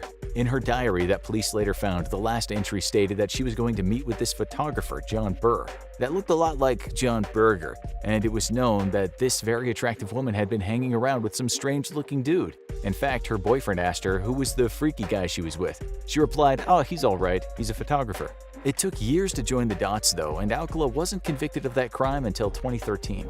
He returned to LA in 1978 and soon got a job as a typesetter for the Los Angeles Times. After a while, he began showing his artwork to some of his colleagues. This art consisted of hundreds of photographs he'd taken of girls and young women. Those who saw the photos could have had no idea their colleague might have killed the girls they were looking at. One of his co-workers at the Times did later say that it seemed rather weird that Alcala was shooting snaps of young girls. The colleague later said, "When I asked why he took the photos, he said their moms asked him to. I remember the girls were naked." Boys also appeared in some photographs, and they were told the same as all the other people who sat to pose for Alcala. He was a professional. He saw something in them. They were his models, and one day he'd make them famous. Now we arrive at the beginning again when this killer had the audacity to smile in front of the camera while millions of Americans sat glued to their TVs. As you know, he won the game, but how did it go down? He certainly came across as unnerving, unnatural, but that's easy to say in hindsight. To give you an example of why he won, the woman behind the screen asked him, "I'm serving you for dinner. What are you called and what do you look like?" Alcala responded, "I'm called a banana and I look really good." She then asked him to be more descriptive and he replied, "Peel me." Maybe that doesn't sound especially crazy, but his fake open-mouthed grin in front of the camera did look kinda maniacal. When it was announced she'd picked him as the winner, he smiled like a wolf who'd just been told he won an all-expenses-paid day out with the 3 pigs. They won some free tennis lessons and a trip to the Magic Mountain theme park, although they never ended up going because the woman said he was just too creepy. She called the show the next day and said, "I can't go out with this guy. There's weird vibes that are coming off him. He's very strange. I'm not comfortable. Is that going to be a problem?" It wasn't a problem, so the date never happened. It seems a few people, including other male contestants, felt this guy was a bit unhinged. The producer later admitted he had a mystique about him that I found uncomfortable. It was another rejection for Alcala, a reminder of the abandonment by his father. The narcissist was furious now, and someone had to pay. There could have been any number of victims soon after he was jilted by the Bachelorette, but as far as future convictions go, in 1979 he brutally murdered 18-year-old Jill Barkham, who had run away from New York and landed in California. He hit her in the face with a rock and strangled her, after which he positioned her dead body so her knees were on the ground and her head was in the dirt. Police said she looked like a rolled-up ball. Soon after, he used a claw hammer to kill a 27-year-old nurse named Georgia Wixted. Her body was found staged in her Malibu apartment. Other victims included a 33-year-old legal secretary, Charlotte Lamb, who was found in the laundry room at the bottom of her apartment block. Again, the body had been staged. 21-year-old Jill Parenteau was discovered in her apartment not long after, and she too had been positioned in a certain way. That same month, Alcala was walking down a road in Huntington Beach, a city southeast of Los Angeles known as the Surf City. There, he met two young girls, Robin Samso and her buddy Bridget Wilvert. He asked them to pose for him so he could take photos, but a resident soon approached them after becoming suspicious. Wilvert got on her bicycle and headed to her dance class, but the next time Samso was seen was when police found her beaten-up body at the foot of the San Gabriel Mountains. Her friends told police about the man who'd taken their photograph. After a sketch of the guy had been passed around, Alcala's parole officer told him he knew the face. The game was almost up. Cops went to Alcala's mother's house, and there they found a receipt that led him to a storage locker in Seattle. In that locker, they found Samso's earrings as well as hundreds of photos of girls and young women. In 1980, he was convicted of Samso's murder and sentenced to death, but that was overturned when it was discovered that there had been some prejudice because the jury had been informed about his previous crimes. Years passed, and with DNA evidence, he was indicted for more murders. In prison, he wrote a book that described his wrongful arrest and the corruption of those who'd put him in prison. He even sued the prison after he slipped and fell, blaming the accident on the low-fat diet he'd been refused. This was all in line with his malignant narcissism diagnosis. He was in and out of court over the years, but what police wanted to know was who were all the girls in the hundreds of photos he'd taken. Some of the photos were released to the public, but because of the sexual nature of many of them, the vast majority remained behind closed doors. 21 women who'd seen the photos told police it was them in the image, with another 6 families coming forward to tell the cops they thought their loved one who was gone missing and was never found was in some of the images. In 2013, police linked a cold case to one photo, but still today there's a mystery about those people in the photos. Moreover, 900 pictures have never even been released to the public. That's why anyone involved with Alcala's case thinks he might have killed many more people than the few he was convicted of killing. He may have murdered as many as 130 women and girls, so he's still a person of interest in various investigations. It remains to be seen if the full extent of his crimes will ever be known. But when that cop called him a killing machine, he was likely right. As we write this, Alcala is a 77-year-old man residing in California State Prison. Maybe he'll come forward and admit to more crimes, but psychopaths aren't generally known for their remorsefulness. We'll doubt he'll ever admit that he never once went skydiving. As for if he'll ever have his date with lethal injection, it's doubtful, seeing as he's so old, and in 2019, California instituted a moratorium on the death penalty, which means a reprieve for those sentenced to death. December 1999, police in Pakistan find a package and a 32-page diary that outlines the brutal murder of 100 children, aged 8 to 16. The writer of the diary explains in gruesome detail how he lured the kids into his trap, strangled them and chopped them into small pieces, and dissolved their body parts in acid. He even provided police photos of the victims prior to their demise. Cops were dealing with the worst serial killer ever in the country of Pakistan, a killer who enraged the public so much they literally wanted to rip him to pieces. Maybe his fate should mirror his crimes, people said, with Hammurabi's code in mind. A life for a life, an eye for an eye, a nose for a nose, an ear for an ear, a tooth for a tooth, an equal wound for a wound. Welcome to one of the darkest stories in the annals of human history. The extent of these atrocities would come to light when the killer, 40-year-old Javel Iqbal, sent a letter to the newspaper in Lahore that read like this. All the details of the murders are contained in the diary and the 32-page notebook that had been placed in the room and had also been sent to the authorities. This is my confessional statement. When the cops got to his 3-room apartment, what awaited them was a scene of utter horror. The walls were covered in blood. Children's clothes were strewn across the floor. Dozens of pairs of little shoes and sandals were scattered around. In one room, there was a vat of acid still bubbling, with what looked like the remains of legs bobbing up and down. A cop looked at the floor and picked up a note that was lying there. It read, "The bodies in the house have deliberately not been disposed of, so that authorities will find them." There were the remains of 3 children in that house. On a blood-spattered wall, there was a large piece of paper. Scrawled on it were the words, "Yesterday I killed my employee, Sajid, and incinerated his body in the container so that he could be punished for theft and for disturbing me again and again." What in God's name were they dealing with? The cops thought as they searched through the mess. For some reason, the killer had kept snakes. Police found the boxes they would have been contained in. In another room, they found a bunch of board games that children might enjoy. One of the cops picked up a video cassette from the floor, a popular Italian exploitation film entitled The Beast in Heat. On another wall was another note that read, "The world will remember this mode of revenge. The bodies flowed through the sewer just like my blood." The lengthy diary described how he killed the kids. There were even sometimes details as to where they likely lived and who their parents were. The diary explained how he got hold of them and the terrible things he did to them. It even detailed how much acid it took to dissolve a body, which according to the killer was exactly 120 rupees, just over a couple of dollars back then. Very soon after, the cops launched one of the biggest manhunts that Pakistan had ever seen. But who was this man, this monster? He was the sixth child of a fairly well-off businessman named Muhammad Ali Mughal. He went to school and college and had pretty much everything he needed. His pop set him up in the steel recasting business and let him stay at one of his houses. To all appearances, he was a young professional man who was doing just fine in life, but obviously that wasn't the case at all. As you'll see, behind that normal life there were some very dark secrets. He hadn't acted alone in the murders. Prior to his arrest, 4 teenagers were arrested on charges of helping him. One of them soon died in police custody. The cops said he jumped out of a window, but reports stated it was most likely they'd beaten him to death. In fact, the murder was so obvious the administration of the Lahore cops was moved around. Still, the hundreds of relatives of the missing kids who'd seen photos of their loved ones weren't exactly upset over the slaying of one of Iqbal's helpers. But where was he? Well, like a scene from the movie Seven, on December 30th, he walked right into the offices of the Urdu daily newspaper. He didn't exactly hold bloody arms up in front of him and say, "You're looking for me," but he did say this: "I am Javed Iqbal, killer of 100 children.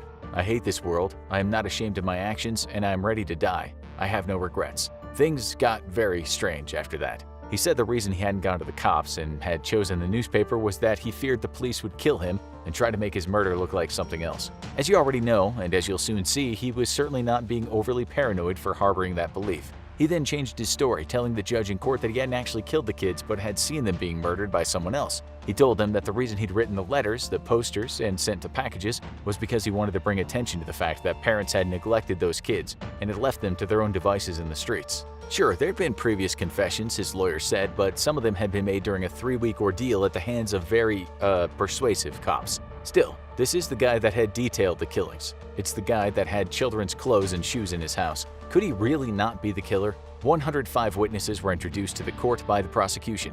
Even though the defense had claimed that many of the kids weren't actually dead and had gone back home, the testimony of witnesses didn't seem to suggest that. In fact, every day during the 2-month trial, parents of victims and angry citizens waited outside the courthouse, screaming that this guy had to be put to death. All over the world, people watched news clips of parents weeping as they rummaged through the pile of children's clothes police laid out. It also turned out that Iqbal had been arrested in the past for a crime involving a boy. The prosecutor said, "Okay, so we don't know where the bodies are, but there's enough evidence to put this man to death." But there was another story too. If 100 kids had been killed, how could that happen and no one reports something when each disappearance occurred? Some people blamed poverty and the fact that some of those kids were lost and abandoned, often left alone to beg. Others talked about a taboo issue hardly ever broached in Pakistan, the issue of poor kids being prey to vulturous men.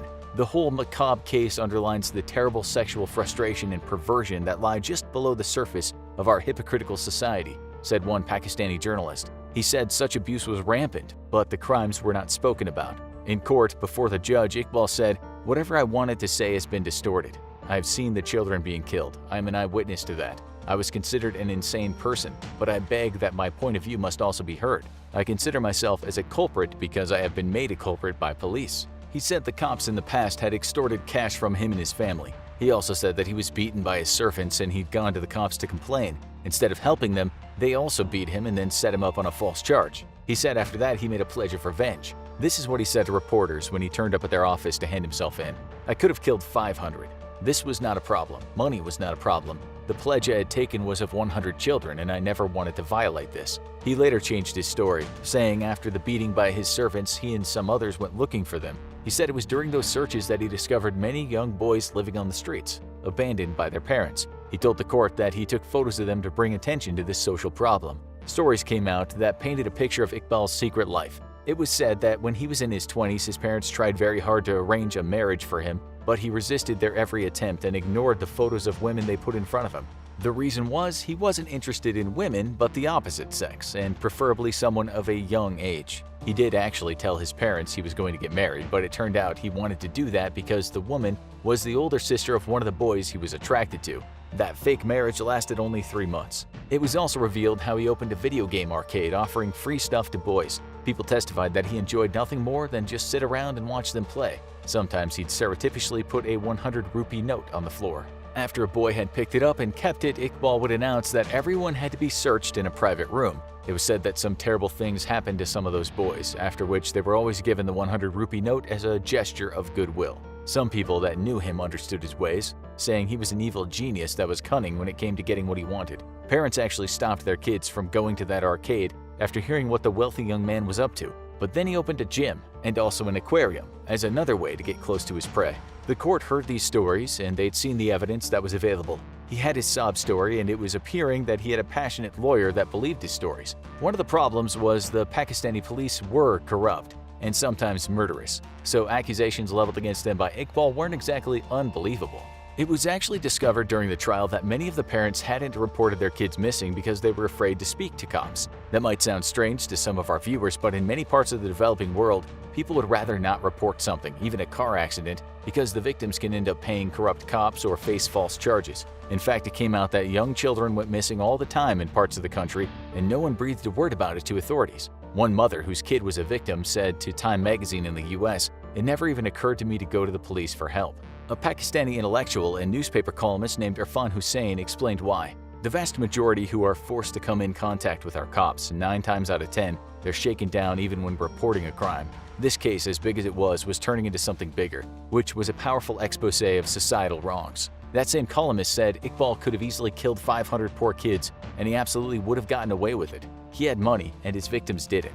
The cops, he alluded, were more interested in money than justice. When Judgment Day came, the country was on the edge of one giant seat. Mobs crowded the courthouse, small riots broke out in streets. The judge had the weight of a country on his shoulders. The police scurried around in dark places like rats in the gutters, hoping no more light would shine on their misdeeds. The judge, Allah Bakhsh Ranja, shocked everyone. He didn't only hand down the death sentence, but he ordered something that wasn't actually written into the law. He said the death sentence should be carried out in public at Pakistan's National Monument in Lahore. This is exactly what he told Iqbal that day in court. "You will be strangled to death in front of the parents whose children you killed. Your body will then be cut into 100 pieces and put in acid, the same way you killed the children. The 100 pieces were for the 100 victims. It was a case of eye for an eye, a tooth for a tooth, what's sometimes called the law of retaliation. Even for some hardliners, the punishment was a bit too much for the late 20th century. Iqbal's lawyer thought so, telling the British press, "There's no law which allows a person to be hanged publicly to cut up pieces of the body. It is against the Constitution of Pakistan." So, did it happen just as the judge had ordered? Well, we would say what we're about to tell you is shocking, but after hearing what you've heard already, you probably expect it. One day while Iqbal was in jail, he was found dead in his cell. The same day, one of his accomplices was also found dead in his cell. This happened just 4 days after Pakistan's highest Islamic court had agreed to listen to Iqbal's appeal against the death sentence. How could this happen in one of the most high-profile criminal cases in the history of Pakistan? Surely someone should have been keeping close eyes on those guys. There weren't any CCTV cameras working that night. As for the guard, who should have heard or seen something, he'd fallen asleep on the job, a seemingly not uncommon occurrence when high-profile people die in jail cells. You know how the authorities explained those deaths, and you'd be right in thinking some of the public didn't buy into it even as much as people detested those men. Not only was Iqbal found with a bloody nose and cuts to his face, but an autopsy revealed he'd been severely beaten over a period of days. It was also revealed he'd recently written to his lawyer, stating that he believed he was going to be murdered in his cell by prison authorities. You could call it rough justice, but the real injustice was the lives of some of the poorest, most vulnerable families in Pakistan remained blighted by the abuses and corruption. He creeps up behind his victim and slowly pulls out a long knife. Grabbing the man's head in one fast movement, he slashes his neck from ear to ear. As a fountain of blood pours from the wound, the killer takes out his cup. He's in need of sustenance. We didn't mention any names there, but what you just heard was pretty much how the man nicknamed the Skid Row Slasher killed his victims. As for the cup, he drained his victims and drank their blood. Cops sometimes found discarded cups next to the bodies. We'll get around to why he did that soon. First, some background. Not all you are familiar with the ins and outs of what goes down in the USA. In case you don't know, Skid Row is in an area of downtown Los Angeles that for decades has been a place where the homeless live, many of whom are addicted to drugs and alcohol. As far back as the 1930s, there were at times around 10,000 homeless folks that made Skid Row their home. It later became a containment zone, meaning the homeless were contained there, and certain organizations helped feed the desperate or put them up in a shelter. Today, there might be 5,000 homeless folks on Skid Row on any given day, but of course, people leave and return all the time. Over half the crimes in downtown LA happen on Skid Row. Murders are rare, but assaults are common.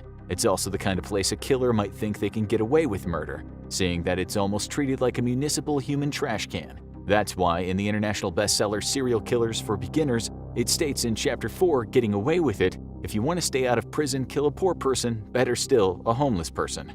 Getting away with murder is what the Skid Row slasher had in mind when he went around almost decapitating people, sometimes sprinkling salt over his victims before imbibing a cup of their fresh blood. Many decades ago, the New York Times remarked on these strange rituals. The first victim was David Russell, a 64-year-old man who had a history of vagrancy. We can't tell you much about him other than the killer had cut his throat from ear to ear and stabbed him numerous times. He was dumped on the steps of the Los Angeles Public Library. On the very next day, a 67-year-old retiree named Benjamin Hornberg bumped into the slasher. His throat was also cut the entire way around, and he'd been stabbed all over his body. His was discovered in a hotel. Police suspected the murders were connected, given that both victims were murdered in a similar way, but for some reason, the killer just stopped. You'll soon know why. Late in 1974, the slasher got very busy. It was as if he was trying to break serial killing records. On December 1, 1974, he killed 46-year-old Charles Jackson.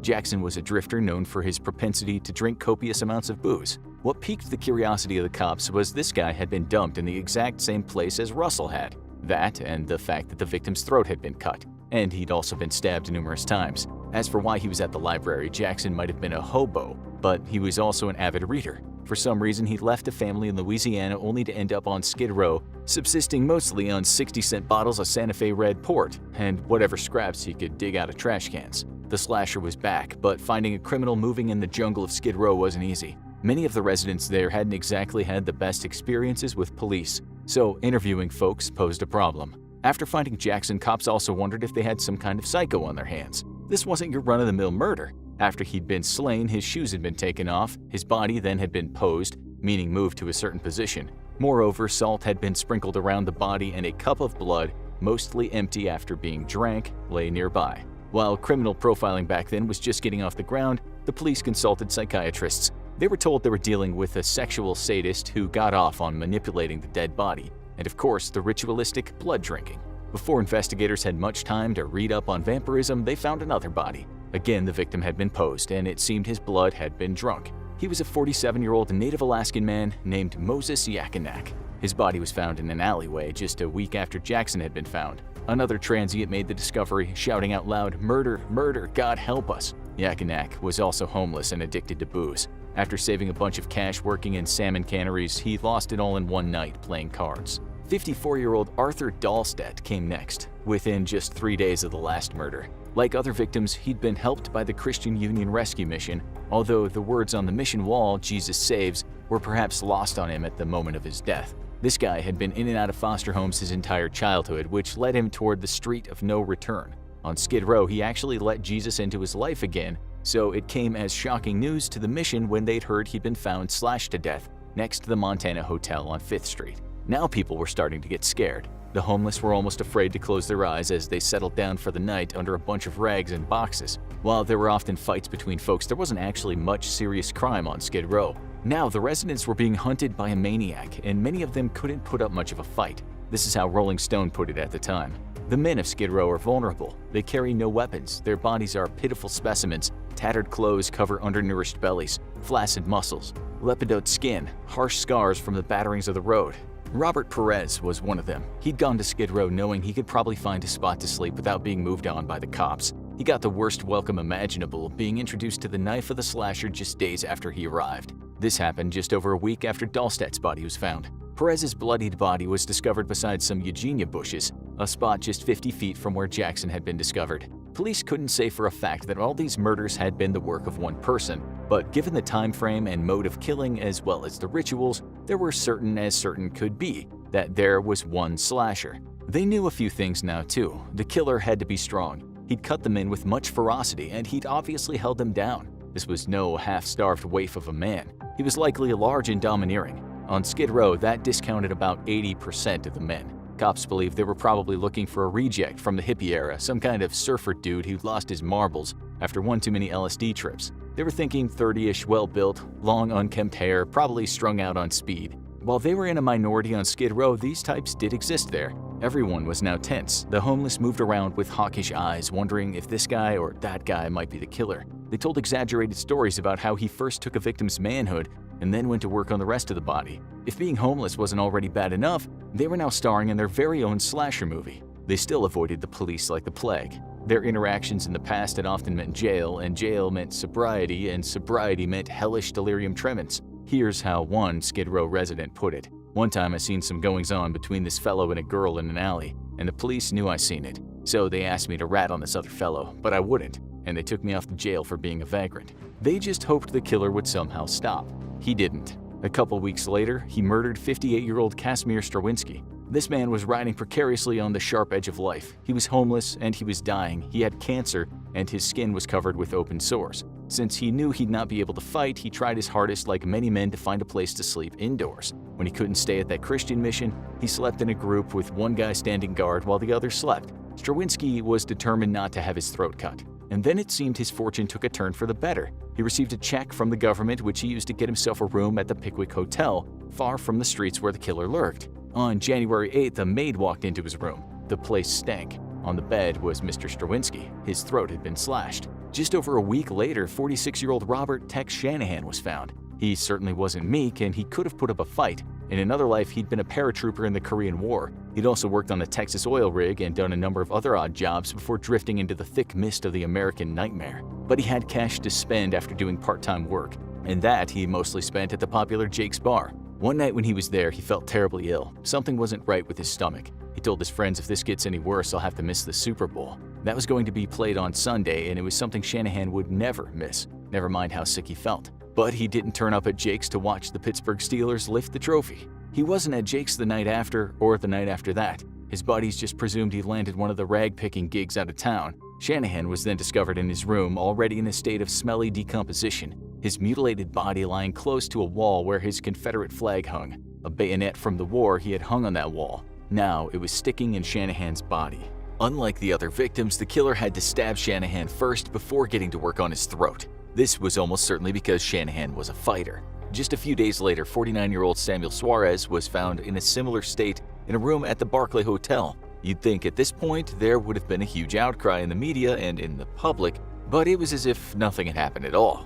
If something like this had taken place in a nice neighborhood in Hollywood Heights, movies about it would already be in production. No one cared much for the stories about the mutilated hobos. 3 murdered white guys, 1 black guy, 2 Chicanos, all down on their luck, were about as newsworthy as a cat stuck in a tree in Orange County. Not one person went to the cops asking why they hadn't caught this guy yet. Not one solitary newspaper ratcheted up the hyperbole folks were used to when so-called respectable folks were murdered. Then something made people take notice. Just a week or so later, 45-year-old George Frias was found with his throat cut. He was a different kettle of fish, holding down a full-time job as a clerk at the LA Hilton Hotel. Frias had rubbed shoulders with well-off people. He walked in the hallowed hallways of the Hilton. Now there was a connection to normal folks. Police then put a sketch together of the man they suspected was behind all these bloody crimes. The picture was of a white male with long hair, about 30 years old, at least 6 feet tall, and damn strong. He was still that surfer dude. Psychological profilers told police that this man had a lot of daddy issues. He was a loner who'd been beaten in childhood, and it seemed he now wanted revenge on middle-aged men, symbols of his father. The profiler said he spent all of his time alone except for when he creeps out of his hole to commit these horrible crimes. They added that he was a sexually impotent coward, venting his own feeling of worthlessness on hapless derelicts and down-and-outers. It was also thought that he had the ability to make people feel at ease, and that's when he sprung with his sharpened blade. They were basically looking for a smooth-talking Patrick Swayze in the film Point Break, which came out years later.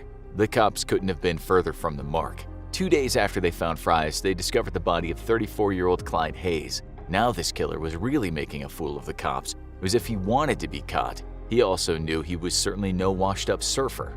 The public was now also wagging its many tongues and talking about this ghastly killer. That was because Hayes was a white-collar worker whose comfortable life was a million miles from the lives of Skid Row's forsaken hobos. He was murdered in his house in Hollywood, but the mutilations and blood fetish pointed toward the Skid Row slasher. It was only then that police created a slasher task force. The lead detective told the media, "We're putting every available resource at our command to solve this thing." 3 days later, a man named William Graham thought he saw someone prowling outside his Hollywood home. He didn't think much of it until a man flew into his living room and struck him with a hatchet. Luckily, his friend came to the rescue. He fought with the hatchet man and both of them ended up going through a window. But the perpetrator ran for it and later dropped a letter addressed to himself close to where the actor Burt Reynolds lived. On the name of the letter was Vaughn Greenwood. He was 31 years old. Greenwood was taken into custody for the assault and burglary, and guess what? There were no more murders while he was in jail. Police looked at this guy and wondered if he could be the killer. Thing was, he was black with short hair, a far cry from a white Hulk with messy long hair. This man had left school when he was just a kid. He'd certainly had problems with adults, running away from a foster home in Pennsylvania when he was in his early teens. From there, he drifted around the US doing farm work and ended up in California. As for the reason of that 10-year break we mentioned from the start, he robbed a 70-year-old guy named Mance Porter, slashing his throat and stabbing him. For that, Greenwood received a hefty prison sentence for aggravated battery.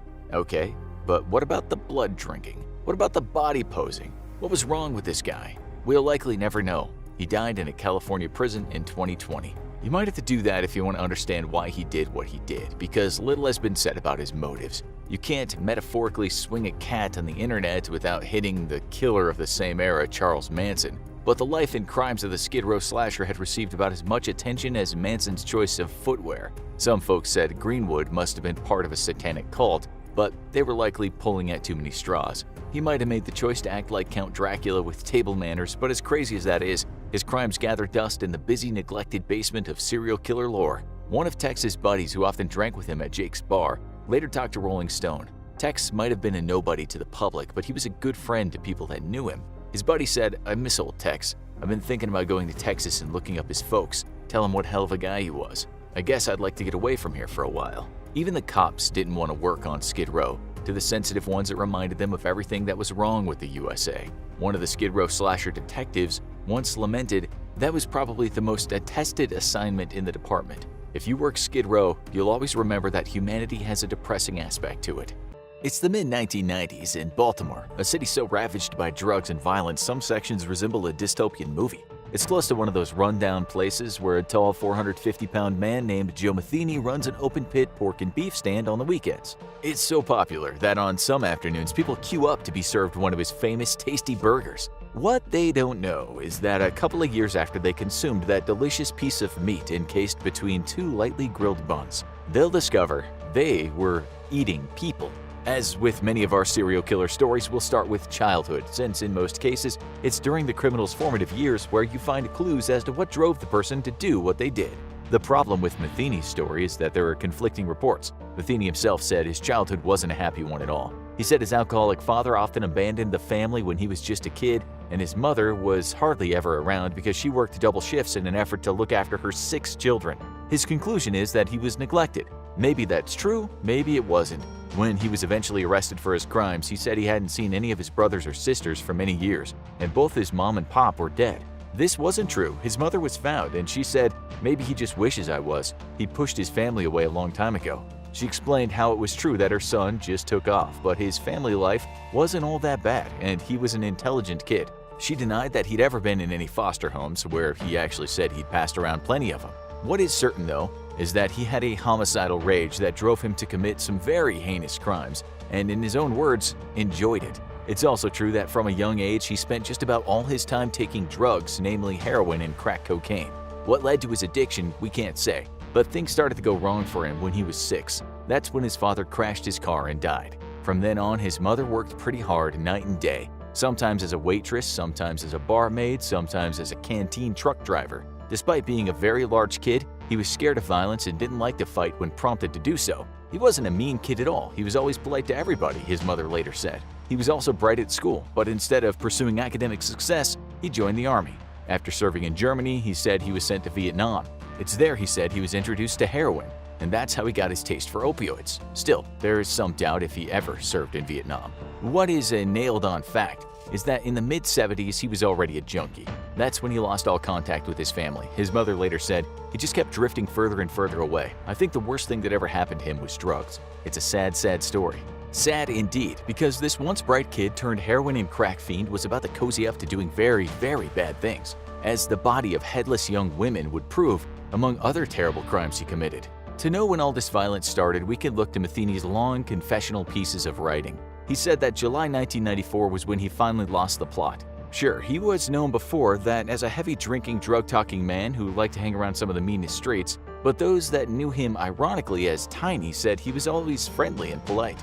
That July, something snapped in him. He got home one day to find his wife and son gone. She'd taken away anything of value from the house and vanished. This is how Matheny described it. I was a truck driver. I was working overtime this one night. Then I got off and went home as I always did. But when I opened the door and turned on the light, I noticed there was nothing there. He said he didn't care much that she was missing since, like him, her main focus in life revolved around little hard white rocks that provided a temporary feeling of euphoria. What drove him mad was the fact that she'd taken his kid with her. Matheny says 6 months later she was busted for drugs along with the man that had become her pimp. The child was subsequently moved into care and his wife and her pimp were back out on the streets. Matheny explained, "I took it upon myself, with the hatred I had for these two who lost my son, to go looking for them. I'd found out from someone that they were going under that bridge and getting high with some homeless." The place he mentioned was actually a home to a kind of tent city underneath Baltimore's Hanover Street Bridge. There, he didn't find his wife, but he did see two men that, in his own words, were passed out on some stinking mattress. They were Randall Brewer and Randy Piker, and they both died after Matheny bludgeoned them with an axe. That same night, he says he lured a woman down to the same spot on the promise of some free drugs. He said in exchange for information about his missing wife, she could get high on his account, except she was not forthcoming with any information. For that, Matheny killed her. Not long after, he lured another vulnerable drug addict down to the bridge and killed her too. The bodies were mounting up, and then another person became the victim of Matheny's rage. Just as he was trying to dispose of the two women's bodies, he noticed that a man who was fishing had spotted him. Matheny let go of the body, picked up a steel pipe, and raced down toward the man. Matheny explained how it went after that. "That was a very busy night for me. 5 murders within about 7 hours. I washed up in that river, cleaned up the crime scene as much as I could, and then left. 2.5 weeks later, I was arrested and charged with the murders of the 2 men I chopped up." You're probably wondering now how this extremely violent man managed to make people into burgers after being arrested for murder. The plain answer is after spending 18 months in Baltimore City Jail, the case was thrown out of court because of lack of evidence. Once a free man, he got his old job back as a forklift driver at Joe Stein & Son Pallet Company. His boss was kind enough to let him live on the premises in a trailer. And that's where some terrible things happened. On the promise that he'd ensure no one broke into the factory, his boss handed him the keys. In Matheny's own words, the company was on a dead-end road and was very isolated. It was perfect for what I wanted to do. What he wanted to do was kill again. If the first murder spree had happened out of some kind of blind rage, now he wanted to do it because he discovered he'd enjoyed it.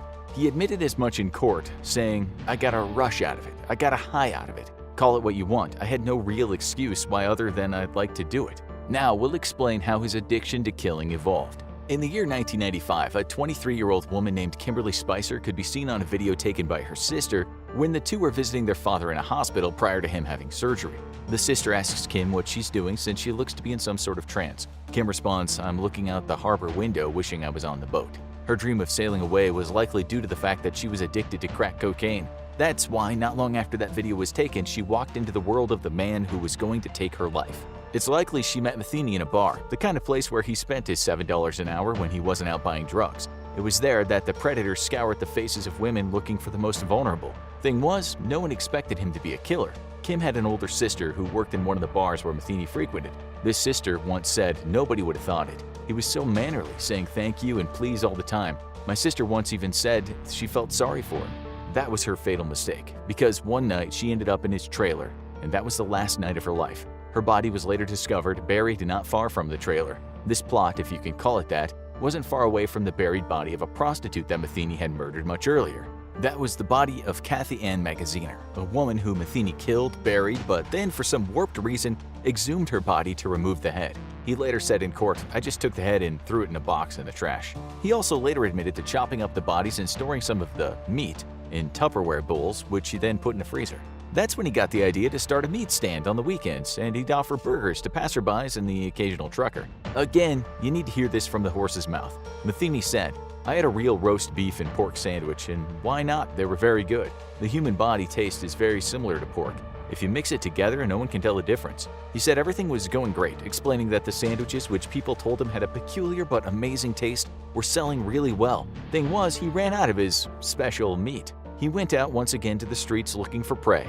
He found what he was looking for when he met a young woman named Rita Kemper. She was happy to go back to his trailer and share his drugs, but when his giant frame got too close to her, she made a run for it. As you know, this trailer was in a dark place pretty much out of sight of everything, and although Kemper managed to get a certain distance away, he caught up with her and beat her. He dragged her kicking and screaming back to the trailer. Once there, he looked at her menacingly and said, "I'm gonna kill you and bury you in the woods with the other girls." He later admitted that it was after a momentary lapse of concentration that she escaped again, this time managing to find a way out of the nightmarish factory grounds. Matheny explained in detail how this happened.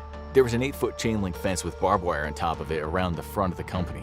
There was a stack of wooden pallets next to the fence about 10 feet high. He said she scaled those pallets like a monkey and then jumped the fence and ran down to the main road where some guy in a pickup truck picked her up and took her to a nearby gas station where they called the cops. He knew now that he was done. Matheny said he gathered all of Kemper's clothes and calmly walked to the gates that he'd earlier locked to prevent her from getting out. Just then a cop pulled up at a car. A man got out and pointed a gun at Matheny. In his own words, that's where it all came to an end. What Matheny failed to mention in his own story was what he said to the cop. This was Baltimore City Police Officer Timothy Utzig, who explained in court how their interaction went. As soon as Matheny was cuffed and in the back of the car, he looked at Utzig and said, "You don't have to be scared." Utzig, surprised seeing as Matheny was in handcuffs, said, "Don't worry, Val, I'm not scared." Matheny replied, "You ought to be." Kemper told the police that Matheny had told her he was going to kill her and bury her next to his trailer just as he'd done with the other 2 women.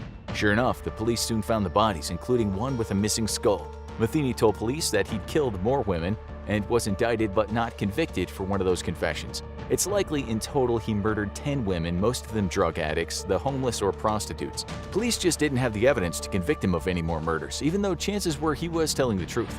Unfortunately, sometimes when the poorest and most vulnerable in society go missing, what some academics have called the less dead people, investigations are often lax or hardly even started. Less dead people are often not reported missing. The jury is still out as if he really did kill that many people. His attorney, Margaret A. Mead, who once said he was kind and gentle when he spoke to her, thinks he likely did. She said in an interview, "I have no reason not to believe him. I've always found him to be forthright and honest. I think he's telling the truth." Matheny was sentenced to death in 1998, aged 43. That sentence was later overturned because of a technicality, and he was given life without the chance of parole. While incarcerated at the Western Correctional Institution, he was found dead in his jail cell just short of 20 years into his sentence. During his imprisonment, he'd put pen to paper many times, once offering the stark warning, "Next time you're riding down the road and you happen to see an open pit beef stand that you've never seen before, make sure you think about this story before you take a bite out of that sandwich. Sometimes you never know who you may be eating. Ha ha."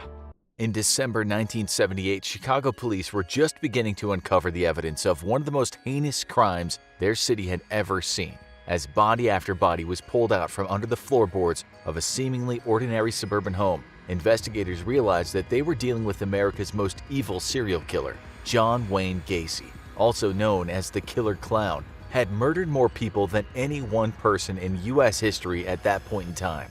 John Wayne Gacy was a well-known and well-liked figure in his suburban community north of Chicago. He owned a successful construction business, attended church faithfully, and was involved in the local Polish community. He was married to his second wife and seemed to be a devoted stepfather to her 2 daughters.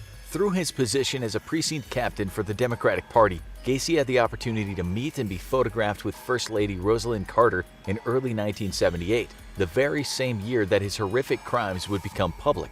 At the time, though, Gacy was loved and admired by his neighbors, friends, and the police, and had been known for hosting elaborate parties for his entire neighborhood. Gacy's alter ego, Pogo the Clown, was often a feature of these parties, and neighbors recall that he seemed to enjoy dressing up in his clown costume and makeup and entertaining local children. But underneath Gacy's idyllic suburban life, he was hiding a dark past. Prior to moving to Chicago, Gacy had been living in Iowa, where he was arrested for assaulting 2 young men while his first wife was in the hospital giving birth to his child. He was sentenced to 10 years in prison, but after serving 18 months in jail, a now divorced Gacy was released on parole and received permission from the courts to relocate to Chicago for a fresh start. Soon, though, Gacy's community and the world at large would learn that these secrets paled in comparison to the sadistic double life that Gacy had been leading for years. After telling his second wife that he was bisexual, The two divorced in 1976, and Gacy, now free to indulge his most sick and twisted fantasies, soon learned that killing was more satisfying to him than anything else, and he would spend the next several years trying to get his fix in the most horrific ways. It all started to unravel for Gacy with the disappearance of Robert Piest. On December 11, 1976, Robert's mother arrived to pick him up from his shift at the pharmacy where he worked. When his shift ended, Robert told his mother that he was going to talk to a man about a potential construction job that would pay more than double what he was making at the pharmacy. He told her it would only take a few minutes and then they could go home and enjoy his mother's birthday celebration. She waited outside the pharmacy, but Robert never came back. His panicked mother went home and returned to the pharmacy with her husband, other children, and the family's 2 German shepherds, but they could find no sign of Robert. The worried family then drove immediately to the police station to report their son missing. Lieutenant Casanova, whose son attended the same high school as Robert, took their report. One of the first calls he made was to John Wayne Gacy. Gacy's friends and neighbors may have been oblivious to his dark past, but the police were not. Not only were they aware of his past convictions, but they had also received numerous complaints about Gacy in recent years. In 1975, after an employee of Gacy's construction company went missing, the man's family pleaded with police to investigate Gacy, but their pleas were ignored. In 1976, police had run surveillance on Gacy's home related to the disappearance of a 9-year-old boy, but they were unable to build a case against him. In 1977, a young man complained to the police about Gacy, alleging that Gacy had kidnapped him at gunpoint and assaulted him. Gacy was arrested and even admitted to his encounter with the young man, but he claimed that it was consensual and prosecutors declined to press charges. Police were also beginning to suspect that Gacy was behind a string of complaints about a man named John who had been cruising local parks and picking up young men, many of whom seemed to disappear after their encounter with John. Despite these incidents, Gacy had managed to stay one step ahead of the law so far, but his luck was about to run out. After Robert's family made their missing persons report, officers quickly realized that the man he had gone to see about a construction job must have been John Wayne Gacy. His construction company had just recently finished a renovation job at the very pharmacy where Robert had worked. The coincidence was too much to ignore, and this time the police seriously considered Gacy as a suspect in the disappearance of Robert Piest. Little did they know that this particular crime was just the tip of the iceberg, and they were about to uncover one of the most gruesome crime sprees in history. Lieutenant Casanova contacted Gacy and asked him to come into the police station for an interview. Gacy was cordial and agreed to come in, telling officers he could be there within half an hour. Hours went by with no sign of Gacy. Officers were beginning to get suspicious when at 3 a.m., Gacy suddenly appeared at the station. His arrival did little to calm their suspicions. Gacy was more than 4 hours late to his interview, and when he arrived, he was covered in mud and grime. The officer that Gacy had come to see wasn't available, so he was sent on his way. Later, officers would learn that Gacy's car had been towed from a snowbank near the Des Plaines River at 2 a.m., immediately before he arrived at the police station. Armed with this information, officers served Gacy with a search warrant when he returned the following day for his interview. He reluctantly handed over his keys and was detained at the station while officers searched his home. There, they found a receipt for a roll of film that Robert's family confirmed belonged to him. Police concluded that Robert had been in Gacy's home, but they could find no evidence of a crime, and so Gacy was released and placed under surveillance. The next day, officers found a ring that they linked to another missing boy, and employees of Gacy's construction company told police about 2 different employees of Gacy's who had mysteriously gone missing in recent months. A few days later, Gacy had the audacity to invite the officers on surveillance duty outside of his home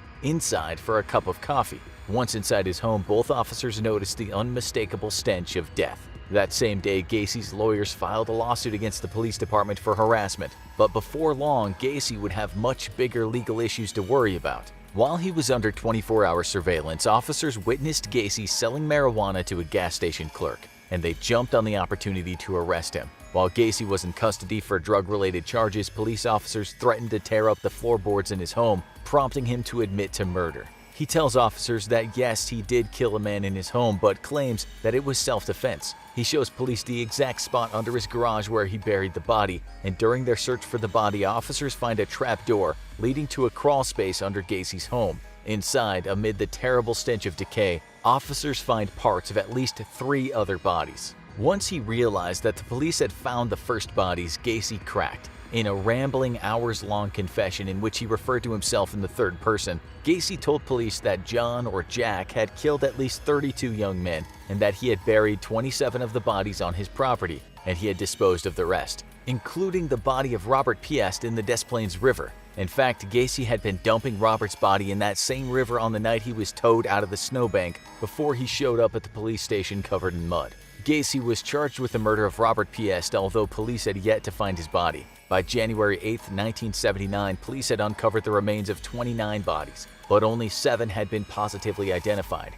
Gacy was charged with the murders of 7 young men as police continued their efforts to identify the rest of the victims. Parents of missing boys from around the world contacted the Chicago police to find out if their sons were among Gacy's victims, and forensic specialists and dentists were called in to help identify the bodies using dental records, which in the time before DNA testing was the most reliable method of identifying victims. In April 1979, a grand jury indicted Gacy on a total of 33 murders, the largest number attributed to one person in U.S. history at the time. Throughout this, Gacy continued to give interviews to the police and even described his first murder to officers in gruesome detail. He admitted that he had stabbed his victim to death in his bedroom before burying him in the crawlspace, and police found a large blood stain on the underside of the bedroom carpet that matched his story. Investigators also found a red light and a police radio in Gacy's car, prompting them to conclude that he had posed as a police officer in order to kidnap his victims. As the trial date loomed, police had still not found Robert Piest's body,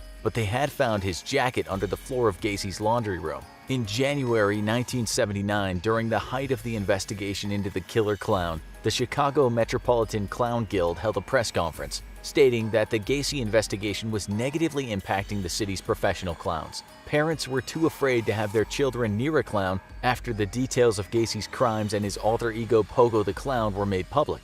Gacy's friends and neighbors recalled that he frequently joked about how clowns can get away with murder, though at the time they thought he was referring to his tendency to grope women while in costume. Gacy's trial began on February 6, 1980. Due to the graphic nature of the crimes and the evidence, the judge banned anyone under the age of 16 from the courtroom. Gacy, who was facing the death penalty, pled not guilty to the charges, and his lawyers attempted to launch a defense based on insanity. But after a 5-week trial, it took the jury just 2 hours to find John Wayne Gacy guilty of the heinous murder of 33 young men. State Attorney Bernard Carey was quoted as saying, "He certainly qualifies for the death penalty. If he doesn't, who does?" Gacy was sentenced to death by lethal injection and sent to Menard Correctional Center to await his execution. Gacy would spend the next several years on death row while his automatic appeals were exhausted. During his time on death row, Gacy took up art, painting numerous creepy pictures, of course, of clowns. Several of Gacy's paintings were auctioned off along with other inmates' art to raise money to buy art supplies for prisoners. Years later, after Gacy's death, 2 local businessmen purchased 30 of these paintings and invited the families of his victims to destroy them in a public bonfire. After nearly 15 years on death row, all of Gacy's appeals were exhausted, and his execution date was set for May 10, 1994. Gacy's last meal consisted of fried shrimp, a pound of fresh strawberries, and a bucket of KFC chicken with fries. Prior to his murder spree and subsequent incarceration, Gacy had actually managed 3 KFC restaurants owned by his former father-in-law. As he was strapped into the gurney awaiting his execution, Gacy was asked if he had any last words. He snarled at his executioners, "Kiss my ass," and at 12:58 a.m. he was executed by lethal injection. At the time of Gacy's execution, only 26 of his 33 victims had been positively identified. The advent of DNA testing helped police identify more of Gacy's unknown victims, including the 2011 identification of William George Bundy, a Chicago man who told his family he was going to a party and was never seen again. To this day, 6 victims of the killer clown remain unidentified. As a direct result of Gacy's unthinkable crimes, Chicago police spearheaded the creation of a computerized database of missing and murdered children and youths to make it easier for various police departments across the country to communicate and share information in the hopes that similar crimes could be avoided in the future. John Wayne Gacy brutally murdered 33 young men and buried their bodies under the floorboards of his home. He had appeared to be a successful businessman and a pillar of his community, but neighbors would soon learn that appearances can be deceiving.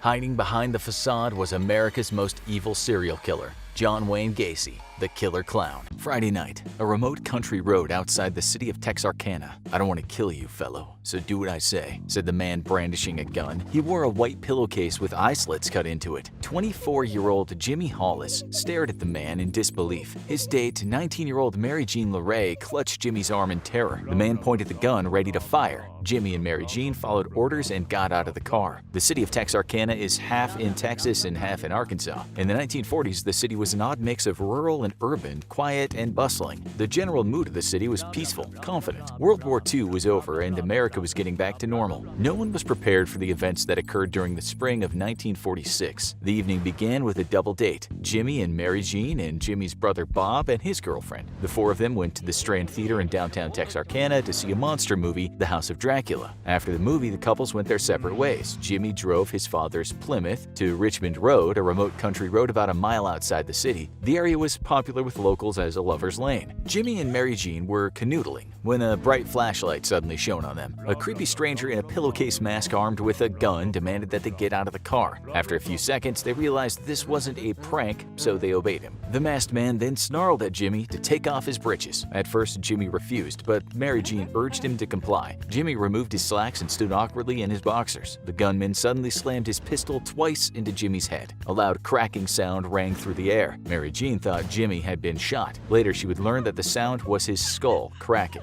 The gunman ended up letting Mary Jean go, but then chased her down the street and hit her with the flashlight. When finally he went back toward Jimmy, Mary Jean bolted. She ran about half a mile until she reached a house. She hammered on the door, screaming for help. Thankfully, the residents woke up and called for help. First to arrive at the crime scene was Bowie County Sheriff W.H. Presley and 3 Texarkana patrolmen. The gunman was long gone. Both victims were transported to Texarkana Hospital. Jimmy was in critical condition. He ended up being diagnosed with multiple skull fractures. He would spend the next 3 months receiving treatment for his injuries. Mary Jean was released the next day after receiving stitches for a scalp wound. However, she was deeply traumatized, suffered nightmares, and would ultimately leave the state to live with relatives in Oklahoma. Both Jimmy and Mary Jean were questioned by the police, and their stories were generally consistent except for one detail. Jimmy described their attacker as a 6-foot, tanned white male under 30, while Mary Jean claimed he was a light-skinned black man. The police had no motives and no suspects, although one published report claims that 6 people were arrested and released after questioning. This was the first crime, but it wouldn't be the last. March 24, 1946. A rainy Sunday morning, a remote country road outside the city of Texarkana. Around 8:30 a.m., a motorist passed a 1941 Oldsmobile sedan parked beside Rich Road and saw 2 figures inside who looked like they were asleep. Concerned, he stopped and got out to investigate. He quickly realized the 2 people weren't asleep. They were dead, slumped in pools of blood. He got back in his car and raced to town, where he alerted the city police. The police called Sheriff Presley since the car was parked on county turf, roughly a mile outside city limits. Sheriff Presley, along with Jackson Runnels, chief of police on the Texas side of Texarkana, were first on the scene. They found a man and a woman posed in the back of an Oldsmobile. The man knelt in front of the back seat, his forehead resting on crossed hands which lay on the back seat. The woman was sprawled face down on the back seat. Both victims were fully clothed. Both had been shot in the back of the head with a .32 caliber pistol. Despite the rain, there were huge bloodstains on the ground about 20 feet away from the car. The lack of a gun at the scene ruled out murder-suicide. The blood-stained dirt suggested that the couple had been slain outside, then returned to the car. The victims were soon identified as 29-year-old Richard Griffin and his girlfriend, 17-year-old Polly-Ann Moore. Texarkana's 2 mayors pressed for the crime to be solved quickly. Sheriff Presley and Police Chief Runnels immediately launched a full-scale investigation, collaborating with Arkansas Side Police Chief Richard Giles, the Miller County Sheriff, the Arkansas State Police, and the Texas Department of Public Safety. A Texas Ranger also came to assist in the investigation. Unfortunately, there wasn't a lot to go on. Rain and then morbid locals who came to view the crime scene obliterated any potential evidence. By the end of March, the authorities had questioned some 50 witnesses. The couple had been seen dining at a cafe around 10 p.m. with Griffin's sister Eleanor and her boyfriend the night before, but the authorities couldn't account for their time after that. Though the police didn't notice a connection between the Hollis-LaRaurie attack on February 22nd and the Griffin-Moore murder on March 24th, some uneasy locals did. However, hysteria had not gripped the city yet. April 14, 1946, Palm Sunday, a remote country road northeast of Texarkana in Nevada County, Arkansas. At 6 a.m., the Weaver family was driving on North Park Road when they spotted a man's body lying on the north shoulder. They quickly drove to the nearest house to call for help. The victim was soon identified as 17-year-old Jimmy Martin of Kilgore, Texas, a town about 105 miles away from Texarkana. Texarkana. Jimmy had been shot 4 times. Investigators soon discovered that Jimmy had been in town visiting friends. The night before, he had a date with 15-year-old Betty Jo Booker. He arranged to pick her up after a dance at the local Veterans of Foreign Wars, or VFW Hall. Betty Jo played saxophone at the dance with a local band, the Rhythmaires. Friends saw the couple leave together. Authorities confirmed that Betty Jo had never made it home. A search started with the local volunteers helping out. Around noon, 3 friends of Betty Jo found the missing girl's body behind a tree near Crossroads, about 1 3/4 miles from Jimmy's death scene.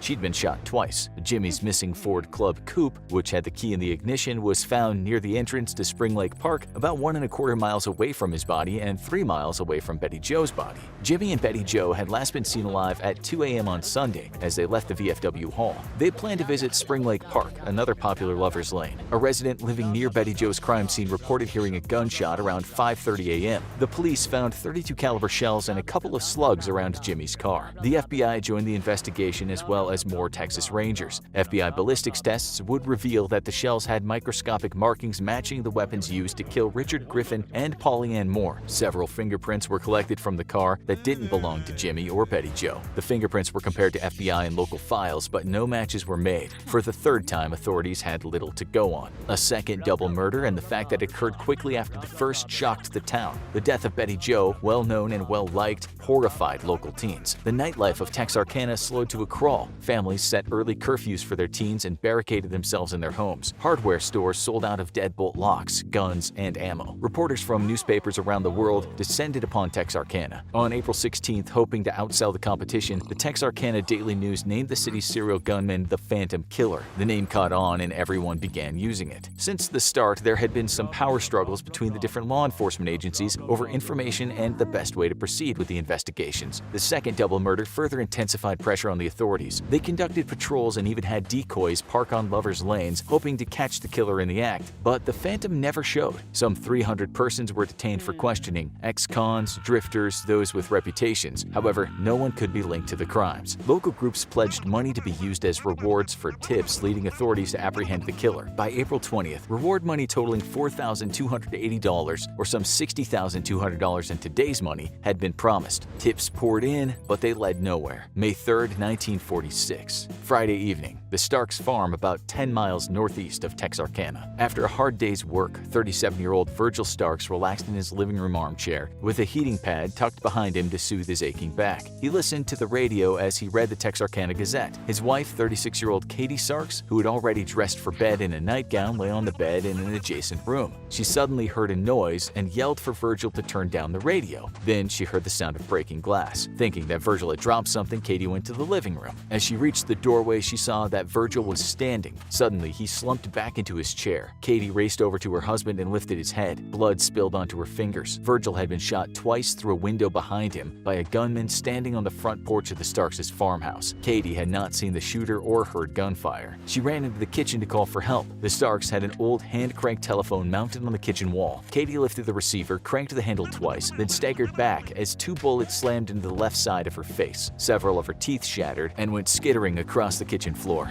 Dazed, Katie dropped to her hands and knees. The gunman hammered on a kitchen window trying to get into the house. Katie pushed past her pain, got to her feet, and stumbled through the house to make it out the front door. From there, Katie, barefoot, wearing a blood-soaked nightgown, ran across Highway 67 to a nearby house of her sister and brother-in-law, but they weren't home. So Katie ran another 50 yards to the next house. A few neighbors transported the bleeding, semi-conscious Katie to Michael Meager Memorial Hospital, where she immediately went into surgery. 1 bullet had pierced Katie's cheek and exited behind her ear. Doctors found another bullet wedged under her tongue. Katie survived her injuries but hadn't seen the gunman and couldn't describe him to police. As soon as they received word of the crime, the police, sheriff, and Texas Rangers quickly descended on the Starks farmhouse to collect evidence, dust for prints, and take pictures. The gunman had clearly gotten in. His footprints were on the linoleum. Katie had left a trail of blood and teeth during her mad dash to escape. When Virgil was shot, his heating pad had shorted out and burst into flames, scorching his chair. It was still smoldering. However, Virgil's corpse wasn't burned because it had fallen to the floor. Disturbingly, investigators found a few bloody handprints, suggesting that the killer had deliberately dipped his hand in Virgil's blood and creepily decorated the wall. No robbery occurred. Cash and Katie's jewelry were left untouched. As law enforcement combed through the evidence, some came to the conclusion that the Starks slaying had been committed by a different criminal. The first 3 crimes had happened on the Texas side of town, while the Starks lived in Arkansas. A .22 instead of a .32 was used, and the killer had changed his MO. Some claimed it was a copycat killing. Also, there were rumors that Virgil had an affair with one of his relatives' wives, and the shooting was revenge. As can be imagined, the latest slaying whipped Texarkana into a frenzy. Rumors spread. Altercations, fights, and shootings rose in the area. Residents' tempers were hair-trigger. Police spent a lot of time investigating tips that led nowhere, as people made accusations against anyone they disliked or considered weird. Arkansas State Policeman Max Tackett realized that every time the killer phantom struck, a car had been stolen and then later abandoned. Weeks after the Starks attack, the Texarkana police located a car stolen the same night as the Martin Booker murders. On Friday, June 28th, policeman Tackett staked out the stolen car until someone came back to it. That person turned out to be 21-year-old Peggy Swinney. When arrested and questioned, Peggy revealed that she was a newlywed. Earlier in the day, she had married Ewell Swinney, who had a history of counterfeiting and car theft. Her husband was currently some 25 miles away in Atlanta, Texas, trying to sell another stolen car. The couple had a stormy, violent relationship and had gone on a cross-country spree of stealing cars and picking up hitchhikers. Within a few days, the police had tracked down Ewell and arrested him for car theft. While being arrested, Ewell made some curious and possibly incriminating statements that suggested he was a murderer. During another interview with Peggy, the police lied, saying that they were holding Ewell for murder. Peggy then confessed that her husband was the phantom killer and offered several details about the Martin Booker murders. Police were able to independently verify some of her details. However, Ewell's fingerprints didn't match the prints found at any of the scenes. Peggy's stories kept changing across several more interviews. Police believe she was withholding some facts due to fear of incriminating herself. Eventually, Peggy recanted her original confession. Because she was an unreliable witness and they only had circumstantial evidence, the police couldn't arrest Ewell for murder. Also, by law in 1946, Peggy could not be forced to testify against her husband. But the police could and did charge Ewell with violation of his 1945 parole. Also, he was charged with a 3rd felony for his recent car theft. Ewell was found guilty and on April 18, 1947 sent back to jail for life as a habitual offender. Meanwhile, for most of the summer of 1946, the city of Texarkana remained on high alert and the authorities continued to investigate. Old police files include a list of 1,047 persons of interest that were investigated in the months after the Starks attack. Eventually, as there were no further attacks, outside law enforcement as well as the media slowly withdrew. The public relaxed their vigilance. The phantom killer never struck again. Over the next couple of years, a few people involved with the cases would be sent anonymous letters claiming that the wrong man was fingered and the real murderer was still out there. The letters dropped hints, but it's not known if police ever followed up on the leads. After the Supreme Court made judgments in the 1960s which altered the legal rights of criminal defendants, Ewell and thousands of other conflicts disputed their prior convictions. Ewell challenged the courts, saying that his sentence should have been no longer than 10 years and he shouldn't have received the habitual offender charge. Ultimately, after serving 26 years, in 1973, a judge granted Ewell writ of habeas corpus and ordered his release. Sadly, Ewell went back to his criminal ways and was in and out of jail for the next 20 years. He only stopped committing crimes after suffering a stroke. In 1993, a writer researching a book about the Phantom Killer tracked down Ewell Swinney at a Dallas nursing home. Ewell bragged about some of his crimes but angrily denied being the Phantom or having anything to do with the murders. He died the next year at age 77. The Phantom Killer murders are still considered unsolved.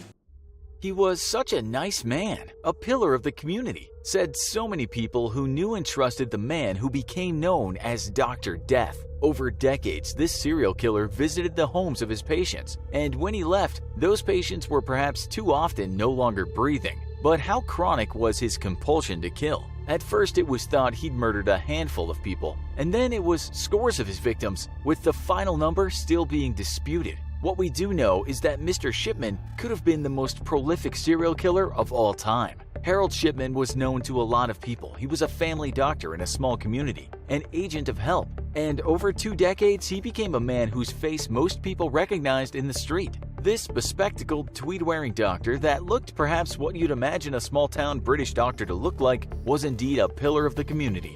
But to say he had a dark secret would be the understatement of the century, because Harold Shipman, aka the Angel of Death, wasn't just Britain's most prolific killer, but he's up there with the most murderous criminals the world has ever seen. He was born on the 14th of January 1946 with the full name Harold Frederick Shipman. To his friends, patients, and colleagues, he was simply known as Fred or Freddy. As is almost always the case with the people we feature in this series of shows, if we want to try and understand how someone became a killer, we might look to traumas in childhood. What went wrong?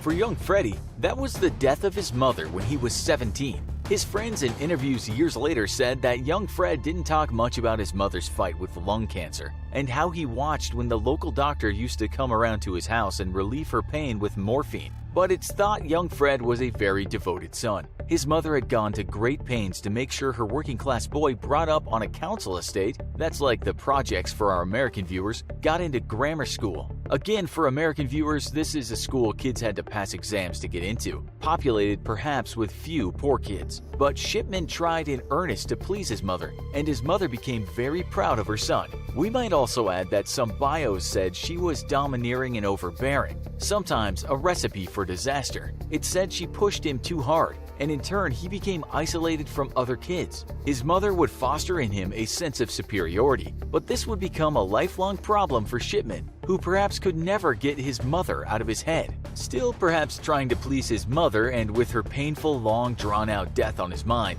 Fred was determined to become a doctor. He would dedicate his life to other people's pain. But as we will see, his method of treatment we might perhaps say was overboard, a tad too total. Shipman studied at Leeds University Medical School in the north of England and later took on internships at hospitals. He was on his way to becoming a doctor and a step closer to becoming a serial killer. During this time though, even though it said he was a loner, he would meet his future wife. He was 19 and she was 17 when she became pregnant with their first child. They would have 4 kids in total. In 1974, he would get his first job as a GP or general practitioner. That's basically your run-of-the-mill family doctor. The clinic where he worked was located in a small town called Todmorden in West Yorkshire, which on the outside looks like a beautiful rural town, nestled between valleys, what a poet might have called England's green and pleasant land. But looks can be deceiving, because even though Shipman might have looked like he was living the perfect rural life, he was at that time forging prescriptions of the opioid called pethidine.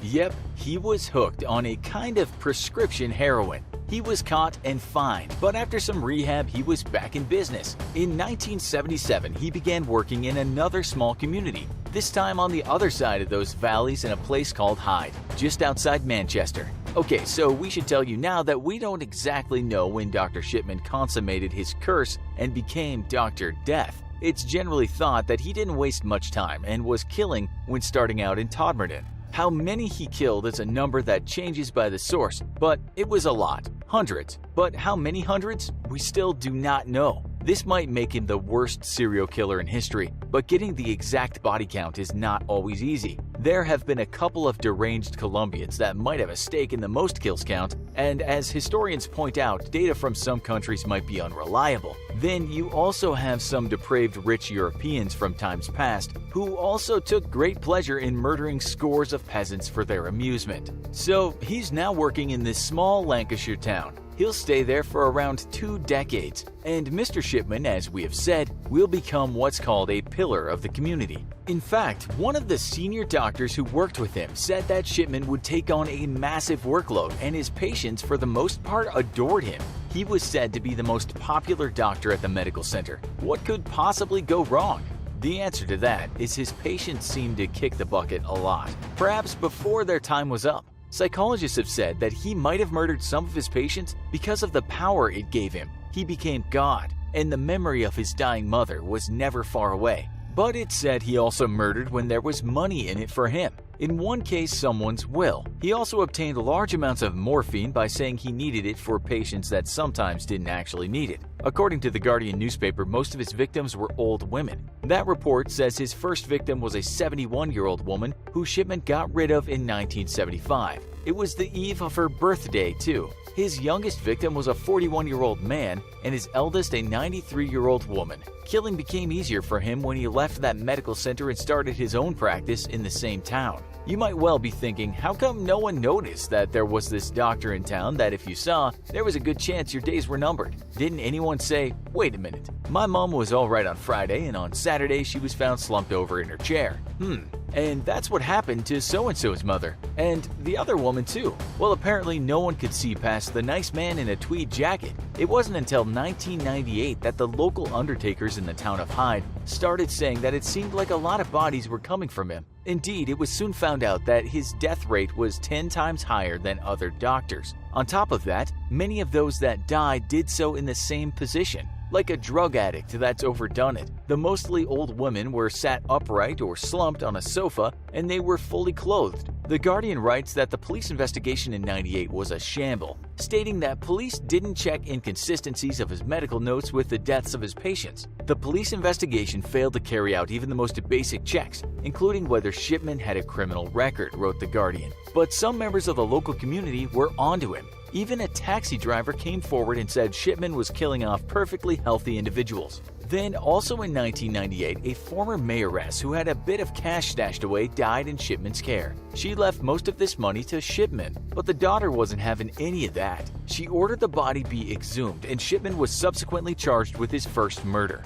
The coroner, of course, ruled that the woman had died of a morphine overdose. What followed you could perhaps call an exhumation sweep. Lo and behold, the notes Shipman had written didn't match what had actually happened. Those bodies showed that morphine toxicity had turned off the life that had once been inside them. The notes also showed that Shipman had often made up a bunch of ailments patients never had, and he'd done that often right before they died. It was also found out that in some cases he told the relatives of the deceased that before the old bean had passed, he'd called for an ambulance, but phone records showed that he lied about that. The delectable doctor was finally becoming Dr. Death. Police and people of the town just couldn't believe what had been happening right under their eyes. It turned out that in just an 18-month period, on one street alone, 6 of Shipman's patients had died in front of him after he'd gone around and done his house visit.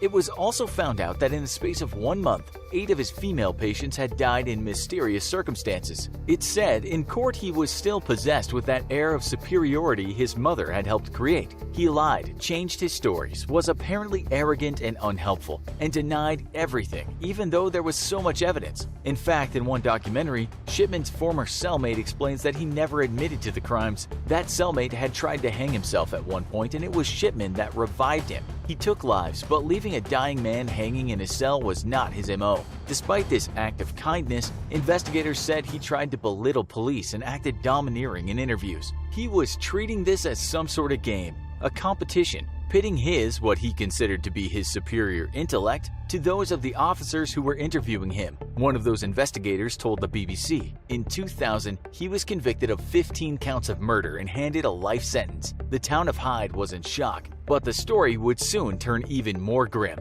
A lot of people, of course, started wondering if their aunt, gran, uncle, or cousin had actually just passed away on the sofa in their sleep, or whether the now not-so-nice doctor had given them his most potent life-ending cocktail, the Shipman Sofa Special. An audit followed which produced a 2,000-page report. It was revealed that over the 24 years Shipman had been taking care of people, 500 of those people had died. That report concluded that of those people he had killed 218. Today, it's still thought that the number could be as high as 250. This is the number given in the 6th and final investigation and report. It was said that Shipman was addicted to killing, and his last victim would be himself.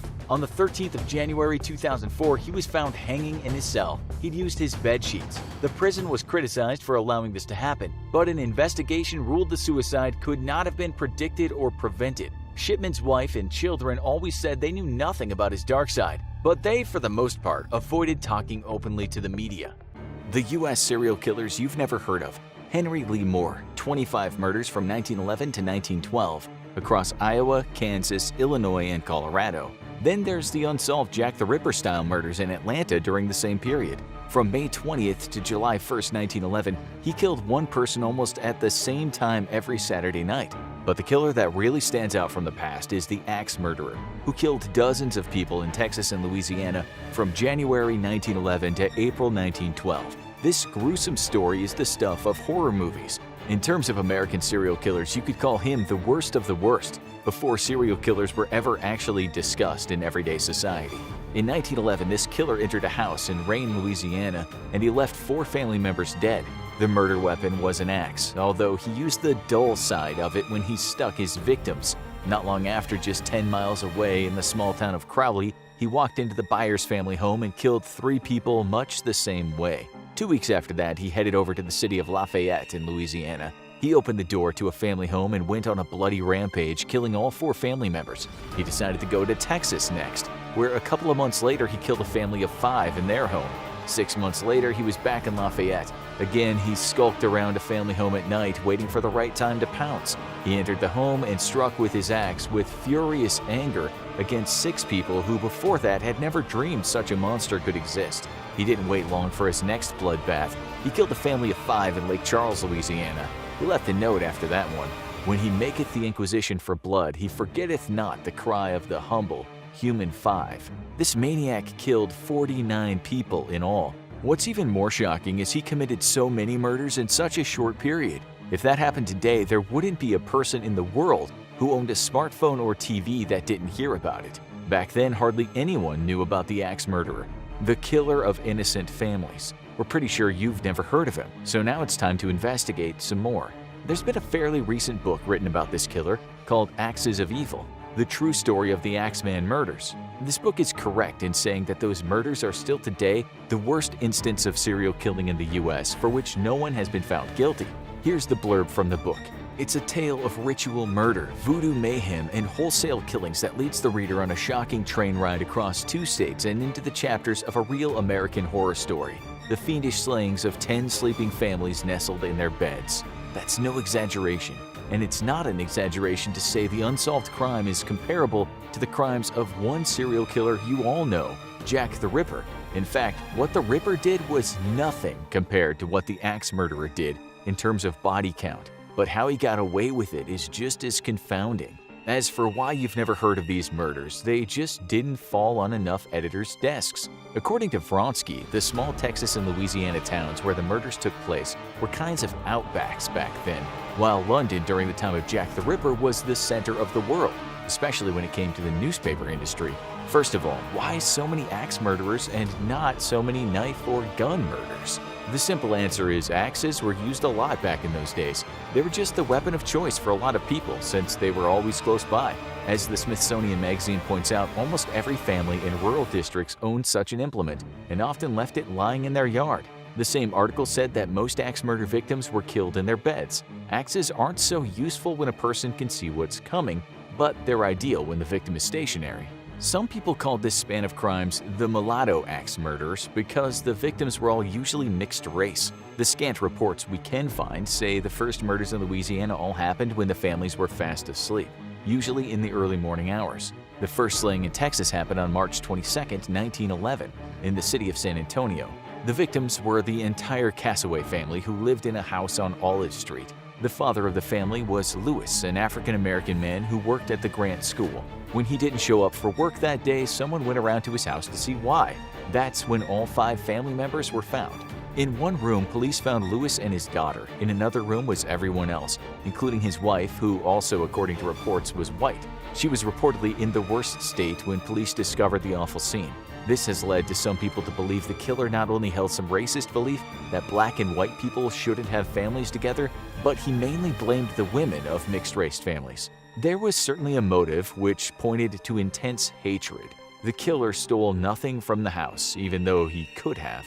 According to one writer, nothing in the house was disturbed, and Lewis's trousers were still hanging from the bedpost with several dollars in the pocket. The same author said the family had no known enemies in the town and got along with everyone. The killer then returned to Louisiana, where he killed all 6 members of the Norbert Randall family. As he'd done in the past, he used the blunt side of the axe rather than the sharp side, hitting his victims with such force that they died from head injuries. Yet again, the father of the family was an African American and the mother was white. Someone was actually arrested for this. That's something we want to come back to later. While this person was in custody, more murders took place, and again they involved mixed-race families. They also involved an axe, so it was hard not to connect the murders with the previous ones. For instance, in Crowley, the killer used an axe to kill a white woman and her 3 mixed-race offspring. Crowley's Daily Signal newspaper wrote this on January 22, 1912. In every Negro house in Crowley, lights are kept burning all night, and adult family members remain awake during the night. The same newspaper wrote, many believe that religious mania is responsible for the killings. Negro servants in Crowley are in a panic. The more superstitious believe that some supernatural agency is at work. Just so you know, we are aware this word can be construed as offensive and anachronistic, but using the actual language that was written serves a purpose here. The family that was killed in Lake Charles was also of mixed race. They were the Felix Prasad family, whose address was 331 Rock Street in North Lake Charles. They lived in a small house close to the Southern Pacific Line. This was one murder with a clue because, as you know, the murderer left that note behind. When he maketh the inquisition for blood, he forgetteth not the cry of the humble. It comes from the Bible, Psalm 9:12. The New King James Version goes like this: When he avenges blood, he remembers them. He does not forget the cry of the humble. Next to the note were the words human and 5. There were also the words pearl art or ort, which were written below everything else. People actually started talking about some crazy cult that called itself the Human 5. According to Christian scholars, this part of the Bible means people should not pursue revenge themselves, but let the Lord settle all scores on behalf of the humble. What's also strange is that the victim decorated the fingers of all the younger victims. He used paper tied with a pin and put each piece between the victim's fingers. The killer had also placed a bucket below the bodies to catch the dripping blood, which was another reason local people thought they had a killer cult on their hands. In February 1912, the killer struck again, this time in Beaumont, Texas. He killed a mixed-race woman and her 3 offspring. Just over a month later, he killed a woman and her 4 kids, as well as a man who was staying over at her house. The police had previously tried to link the murders with religious fanaticism, and of course noted the fact that many of the victims were of mixed race or were all African American. One news report we found said this about the killer in its conclusion: in all probability, they have been perpetuated by the same person who no doubt is insane or affected with some fiendish mania against the Negro race. Police now understood that most of the murders took place close to the Southern Pacific Railroad line, so they came to the conclusion that the killer rode the train, got off, killed, and got back on. Hopping trains back in those days wasn't anything out of the ordinary. At this time, they were thinking there was only one killer, but the possibility of there being more than one didn't escape their minds. There were some other clues too, which many decades in the future would have stirred the minds of criminal profilers. In the first Lafayette murders, the bodies had been what profilers call posed. All the victims had been placed on their knees as if praying. The killer had put the wife's arm over her husband's shoulder, and the younger family members were in front of them. The sheriff at the time, Mr. Lacoste, first believed the murders could have been the work of an escaped lunatic. That guy was arrested, but soon released and returned to the asylum. The sheriff said he had several people he wanted to speak with, but so far things didn't look good. A story in the Lafayette Advertiser said since so many murders were looking like the same person had done them, a terrible monster was on the loose. Later in 1912, the killer struck twice in Texas. First, he killed William Burton and 4 members of his family while they were asleep in their San Antonio home. Just 2 nights later, the killer struck in Hempstead, Texas, killing 3 family members. African Americans and mixed-race families were understandably panic-stricken. People took to arming themselves and staying up all night long. Neighbors took turns guarding each other's homes. A man named Ernest Smothers was guarding his home one night when he heard a noise at the door. He shot a man dead. Only that man was a well-meaning neighbor who'd just come to check in on him.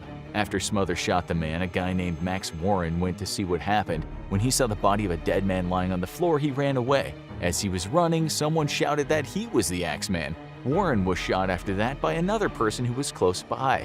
We can't find the original news report describing this neighborly chaos, although podcasts and blogs have talked about it.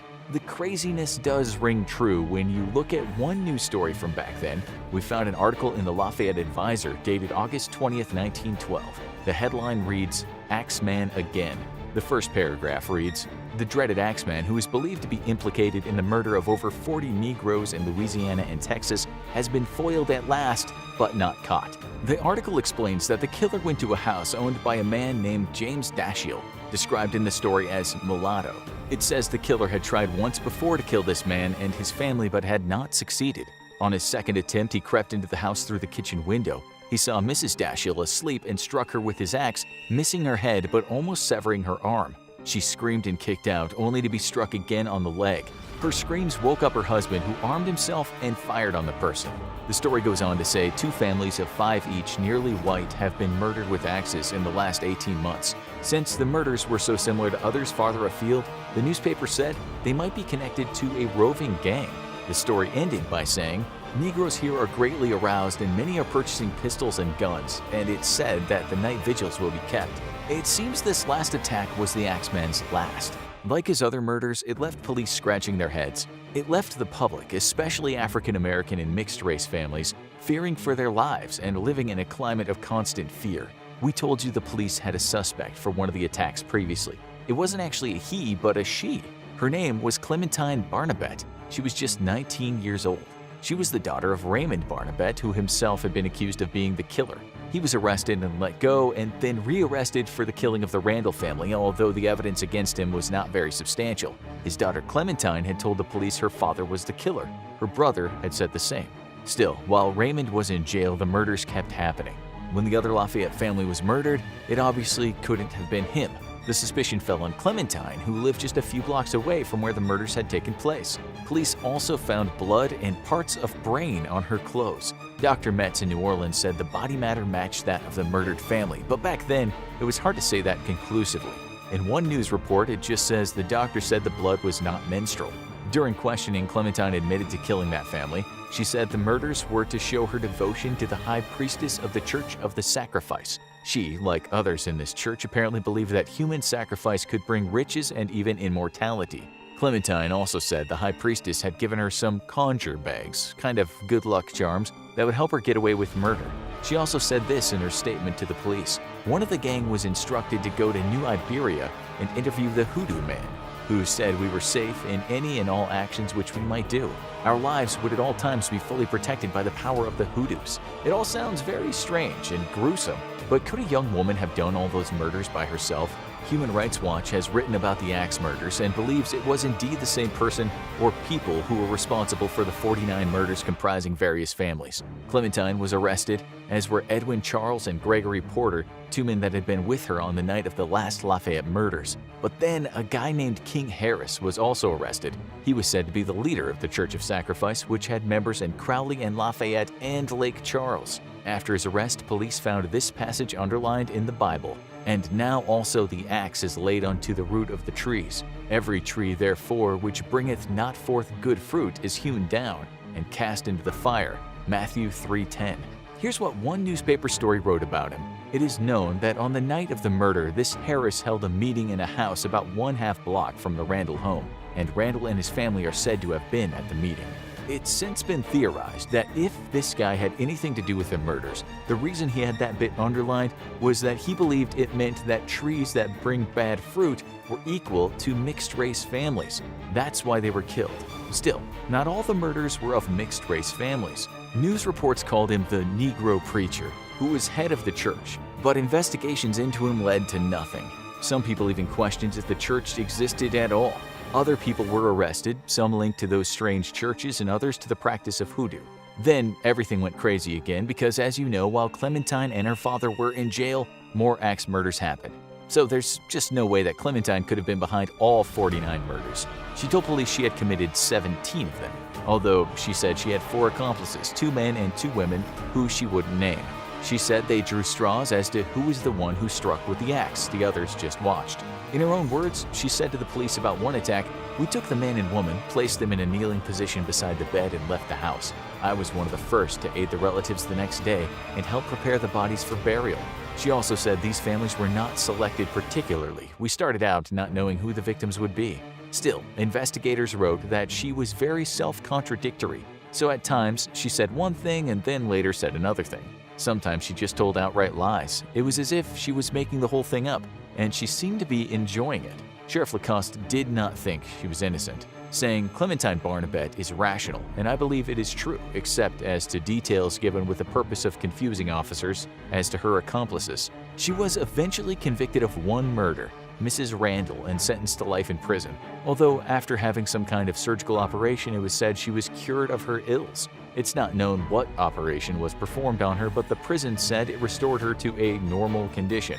She was released after 10 years, and no one knows what happened to her after that. Today, people doubt whether she committed any of the murders. Maybe she did commit the one murder. As for the ones that happened while she was behind bars, perhaps she was part of the Sacrifice sect, and various other members committed other killings. After researching this story, we can say with certainty that we are certainly uncertain about who did what.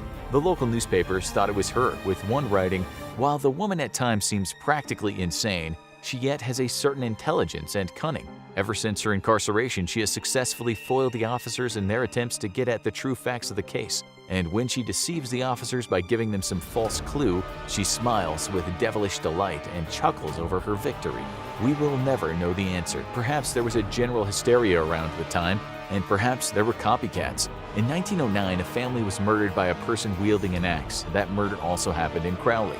In 1911, right after Clementine went to prison and vowed for more murders to happen while the moon was full, William Walmsley and his loving wife Sally and their daughter were all killed in Philadelphia, Mississippi.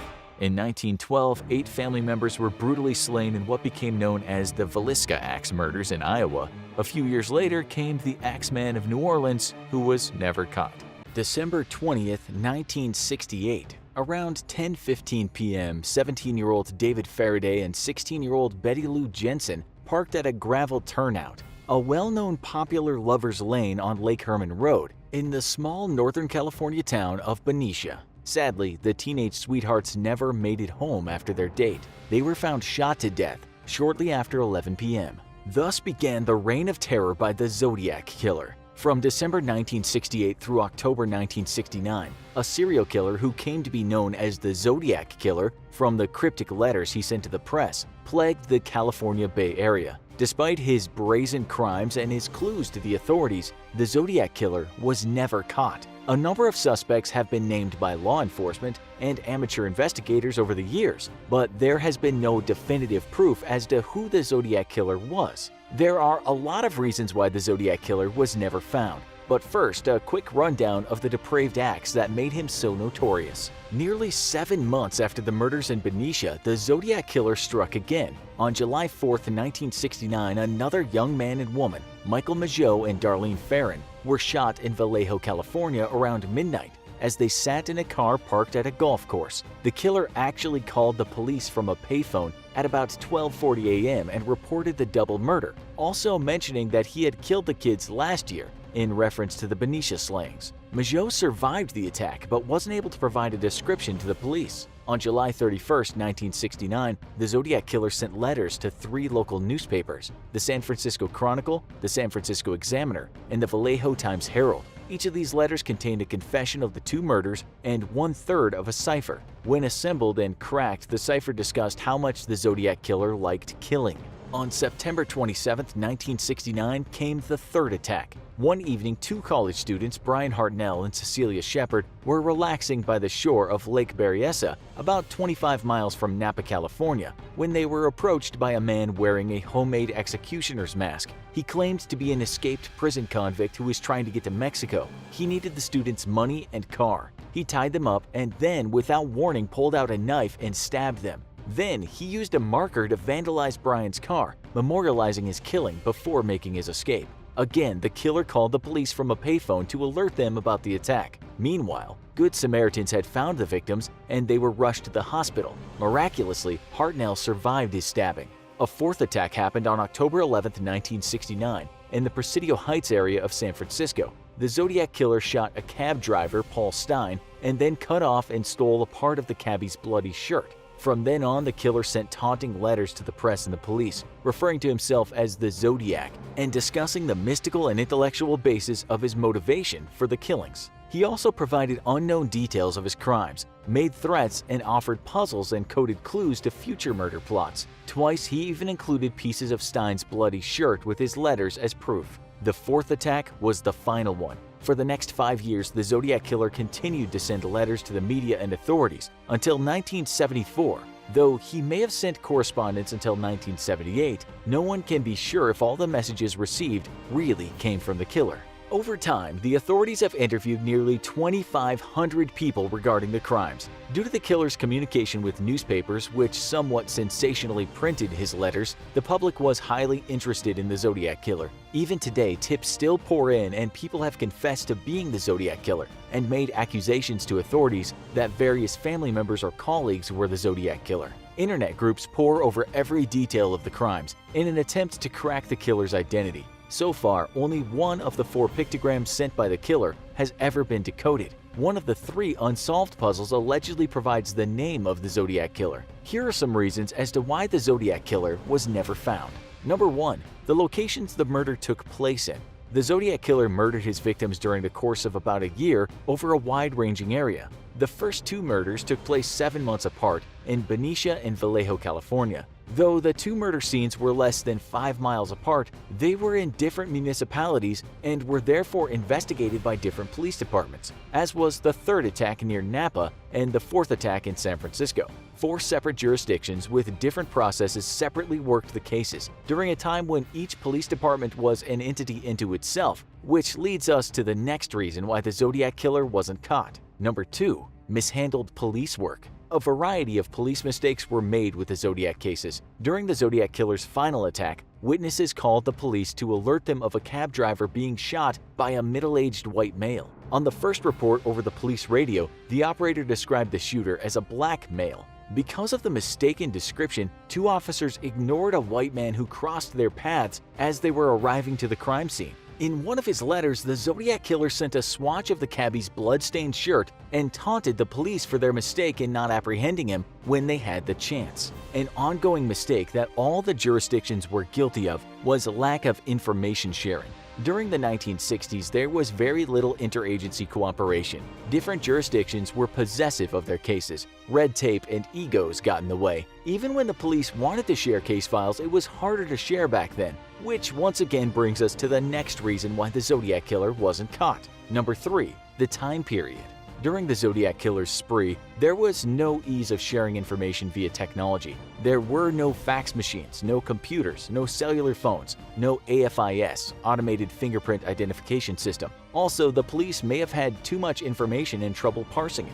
Once the Zodiac Killer's correspondence was published, the police were inundated with a wide variety of tips from the public. Beyond all the technology and software which helps police gather data and analyze cases, modern forensics was still in its infancy. Crime scene investigation, CSI, was minimal, and the evidence collected wasn't well preserved. Since then, pieces of evidence have been endlessly handled by the police. The Zodiac case was so popular and had developed such a mystique that evidence was sought out by curious authorities not directly working the case. Over the years, evidence has been rifled through, taken home by retiring cops who wanted to continue to work the case, and even stolen as souvenirs. Of course, DNA testing wasn't yet possible at the time of the crimes. Since then, authorities have attempted to perform DNA tests on some items known to have been handled by the Zodiac Killer, such as the stamps from the letters he sent. Unfortunately, since the evidence was poorly collected and has since degraded, investigators haven't yet been able to build a complete DNA profile from collected materials.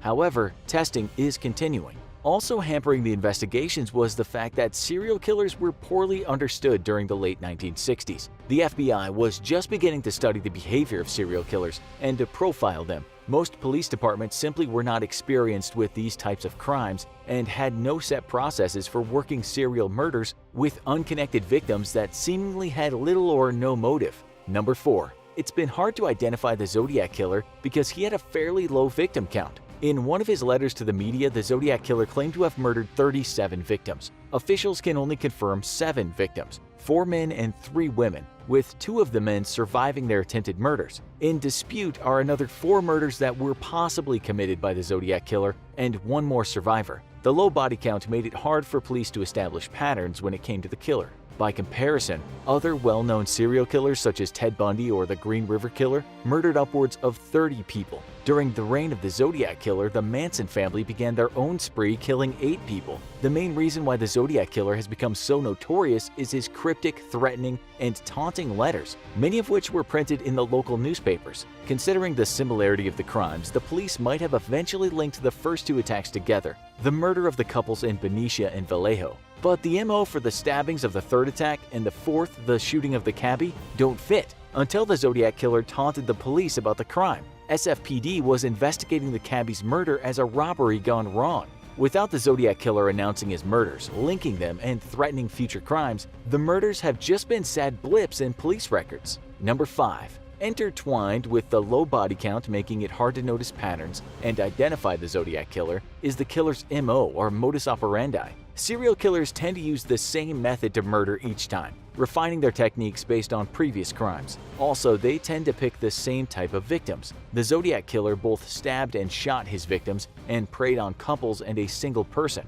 In his letters, the killer threatened to blow up various locations and even included instructions for making a bomb, showing that he was well acquainted with how explosives worked. Usually, the method of killing is very personal to the serial killer, and while they alter it as needed, they rarely switch it to an altogether different method of murder. Once again, the police wouldn't have connected the murder of the cabbie with the Zodiac killer if he hadn't made a taunting confession in one of his letters. The Zodiac killer seems to defy the typical classifications the FBI has created for killers. In fact, he would be categorized as a mixed killer. He displays both traits of serial and spree killers, as well as both organized and disorganized offenders, which brings us to the next reason why the Zodiac killer was never identified. Number 6. The Zodiac killer may have been more than one person. There have been many different theories as to the identity of the Zodiac killer over the years. The Unabomber Ted Kaczynski was even bandied about as a suspect for a while. The police only publicly named a single suspect, Arthur Leigh Allen, a Vallejo, California school teacher who was institutionalized in 1975 for child molestation. Allen died in 1992 and in 2002 was exonerated when a relative of his provided a DNA sample to test against possible Zodiac killer DNA found on a stamp. There is definitely a camp of investigators that believe the Zodiac killer is multiple people. They point to the unusual mixed serial killer traits, the changing MO, and the intricate pictograms as proof that more than a single person was involved. Number 7.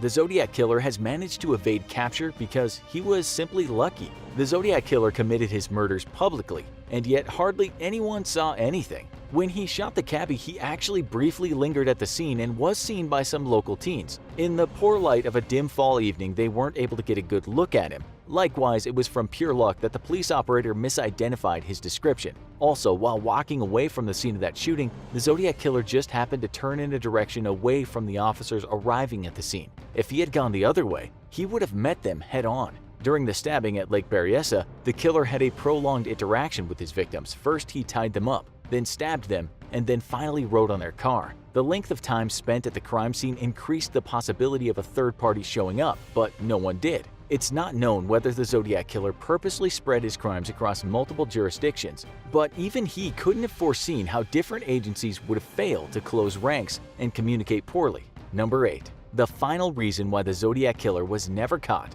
was because he abruptly stopped killing. A hallmark of serial killers is their compulsion to murder. Rarely do serial offenders voluntarily cease killing sprees. Usually serial killers stop because they're caught and institutionalized in a prison or an asylum. It's possible the Zodiac killer might have stopped because he died. Some think he moved away from the Bay Area and continued to kill in another location. Or he may have continued to kill in the Bay Area but for reasons unknown kept silent about his crimes. In the early 1970s, a few unsolved murders happened in Santa Rosa, California, which some point to the Zodiac killer for. Others believe that the Zodiac killer quit because they were caught and jailed just for a different crime. Some think that the Zodiac killer completed his mission and that's why he stopped murdering. His real objective wasn't murder, but to make society pay attention to him. He succeeded at that, perhaps even beyond his wildest dreams. I like killing people because it's so much fun. Those were the words embedded in a coded message sent by the Zodiac in July of 1969. The letter was sent to the newspaper editors at the San Francisco Examiner. This would not be the last encoded message with gruesome thoughts and details hidden within. The Zodiac is the most mysterious and elusive serial killer in United States history. You and I are about to gather clues, look at crime scenes, and analyze hidden messages to try and discover who the Zodiac really was. Let's delve deeper into the psyche of one of the most terrifying killers of all time. Over the years, more than 2,500 suspects have been put forth as the Zodiac killer. They range from Unabomber Ted Kaczynski to members of the Charles Manson family. In the 1990s, suspect number 1 was Arthur Leigh Allen. Allen was a Vallejo, California school teacher. It's clear that the Zodiac could be anyone from an already known killer to a school teacher. Our mission is to figure out where on this spectrum the real Zodiac killer might lie. There are 2 suspects who have not been completely ruled out thus far, and a third that's been recently accused of being the Zodiac. As investigators, we'll look into the evidence and try to come to our own conclusions. The first suspect we'll analyze is Lawrence Kane. The Zodiac clearly had an understanding of coding. He also had an affinity for naval gear, such as combat boots and firearms. Kane served in the Naval Reserves, where he would have learned coding and had access to the basic naval gear that the Zodiac used. In 1962, Lawrence Kane was in a car accident that resulted in a serious brain injury. This injury may have altered his ability to control urges. It could have led to a personality disorder through unbalanced chemicals and hormones in the brain. We know that the Zodiac struggled with internal conflict. He reached out for help in several of his letters, even stating that he could not control his urges to kill. It's been claimed by some, including a retired police detective, that Kane's name appears in one of the Zodiac ciphers. The Zodiac did write that he had embedded his name in the ciphers. He taunted the authorities, saying that if his code was cracked, they would know who he was. Could Kane have put his name in one of the ciphers because he was the Zodiac? Or was it a coincidence? Perhaps it was just a mistake by the retired detective when trying to break the code. This evidence does not seem to hold up for our investigation. Another connection between Kane and the Zodiac is through the murder of Darlene Ferrin. Let's take a closer look into this connection and the crime scene left behind. On July 4, 1969, in Vallejo, California, a 22-year-old mother named Darlene Ferrin and her friend, Michael McGough, were murdered by the Zodiac. They stopped at Blue Rock Springs Park to enjoy Independence Day. When interviewed after the attack, Michael said that a vehicle pulled into the lot they were parked in around midnight. The driver got out and fired a 9mm handgun at the car. Michael was shot in the jaw, shoulder, and leg but lived to tell the story. Darlene was hit several times and passed away on the ride to the hospital. At 12:40, the police received a call from a gas station payphone. The voice on the other line took responsibility for the shooting. The voice of the monster on the other line said, "I want to report a murder. If you go 1 mile east on Columbus Parkway, you'll find kids in a brown car. They were shot with a 9mm Luger. I also killed those kids last year. Goodbye." The bluntness of the call was the most unsettling part. It was after this confession that the first of the Zodiac letters were received by the newspapers in California. The first set of letters were postmarked on July 31, 1969. 3 different envelopes were sent to 3 different newspapers. The writer claimed responsibility for 2 shootings and provided grotesque details about the victims, weapons, and number of shots fired. The writer also included 1/3 of a cipher in the letters and demanded publication. The Zodiac threatened to kill again if newspapers did not publish the cipher, and included the words, "I like killing people because it's so much fun." This was the first cipher the Zodiac created, and it was his longest. The cipher was 408 characters long, and it was laid out in a 24:17 grid. When police investigated the death of Darlene Ferrin, her sister identified Kane as a man who would bother Darlene at the restaurant where she worked. Darlene's sister only identified Kane from a photograph, but if there was a connection between one of the Zodiac's victims and Kane, that would be something we should take into consideration. Lawrence Kane was also identified as having the closest likeness to the Zodiac by a San Francisco police officer who unknowingly saw the Zodiac moments after the murder of a cab driver named Paul Stein. Paul Stein was murdered by the Zodiac on October 11, 1969. Stein picked up a man thinking it would be a routine cab ride, but he was dead wrong. On his way to the destination, the Zodiac shot him in the head and cut off a piece of his shirt. The Zodiac walked away from the scene of the crime just as police arrived. The cops were mistakenly looking for a black man as the suspect. They ignored the white man resembling the correct description. Racial profiling was common at this time in U.S. history. This murder was where the most famous sketch of the Zodiac Killer came from. The case was considered just a routine robbery until the San Francisco Chronicle received another letter from the Zodiac. The letter began, "I am the murderer of the taxi driver." The envelope contained a blood-stained piece of Paul Stein's shirt. There could be no denying the Zodiac was responsible. In the letter, the Zodiac mocked the police for failing to catch him and threatened to shoot children on a school bus. On November 8th and 9th, the Zodiac sent 2 more letters, the latter being the longest message he wrote and claiming that police had stopped him near the crime scene but let him go. This letter also included a recipe to make a bomb and a detailed diagram of the explosive. It was clear that the Zodiac had the technical know-how to make the device and was not afraid to use it. Perhaps Lawrence Kane learned basic engineering skills in the Navy to allow him to construct the bomb the Zodiac described. The following month, a letter addressed to famous attorney Melvin Belli was received. In it, we get a look at the psyche of the Zodiac. Its writer stated he was afraid that he would kill again. The Zodiac asked Belli to help, as if he were fighting a battle within himself. One side of his personality wanted to stop the mayhem. The other personality, the one clearly in control, only wanted to kill more. The Zodiac ended the note with, "Please help me. I cannot remain in control for much longer." These personality shifts could be due to brain trauma similar to what Lawrence Kane succumbed to in his car crash. For right now, though, the connections between Kane and the Zodiac are superficial and more evidence is needed.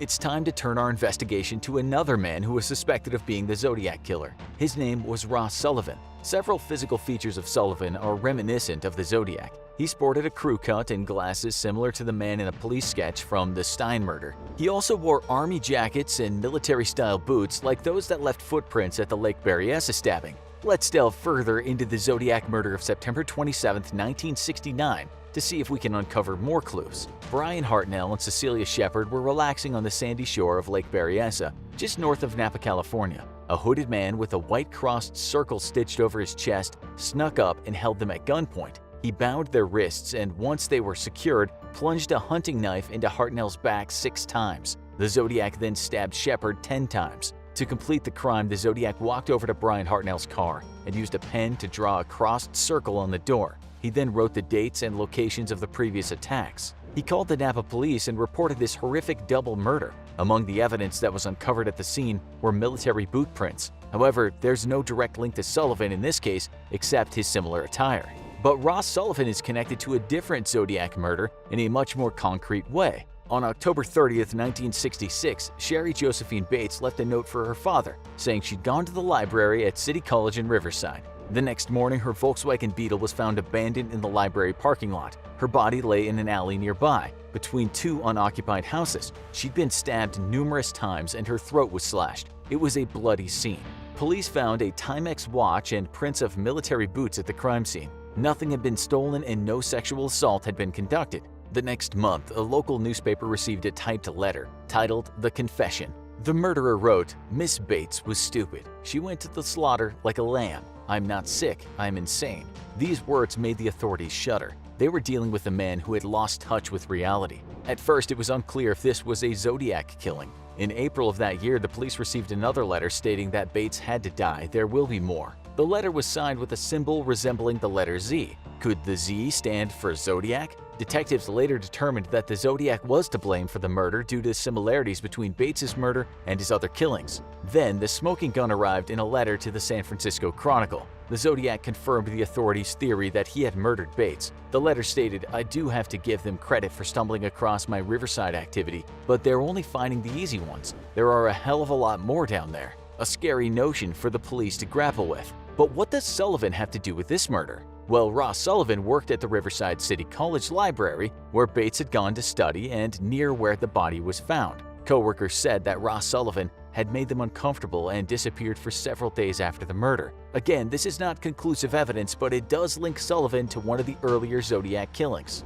Ross Sullivan also had mental health problems. Although we're now more aware of the role mental health plays in someone's actions, in the 1960s less research on the topic was available. In 1967, Sullivan was hospitalized several times for bipolar disorder and schizophrenia. These mental health diseases may have caused the dark personality of the Zodiac to manifest itself with or without the knowledge of Ross Sullivan. It would seem that Sullivan has a clearer connection to the Zodiac murder than Lawrence Kane. Again, there is no conclusive evidence at this time, but Sullivan's actions do seem suspicious. A more recent claim for who the Zodiac killer was comes from a man named Gary Stewart. Stewart believes that his father was the Zodiac. It isn't every day that a son implicates his father of being a notorious serial killer. In 2014, Gary Stewart published his book, The Most Dangerous Animal of All, and in his book he outlined evidence as to why he believes his father was the notorious Zodiac. Stewart grew up without knowing his father. His mother, Jude Guilford, was a 14-year-old fugitive married to her 27-year-old husband,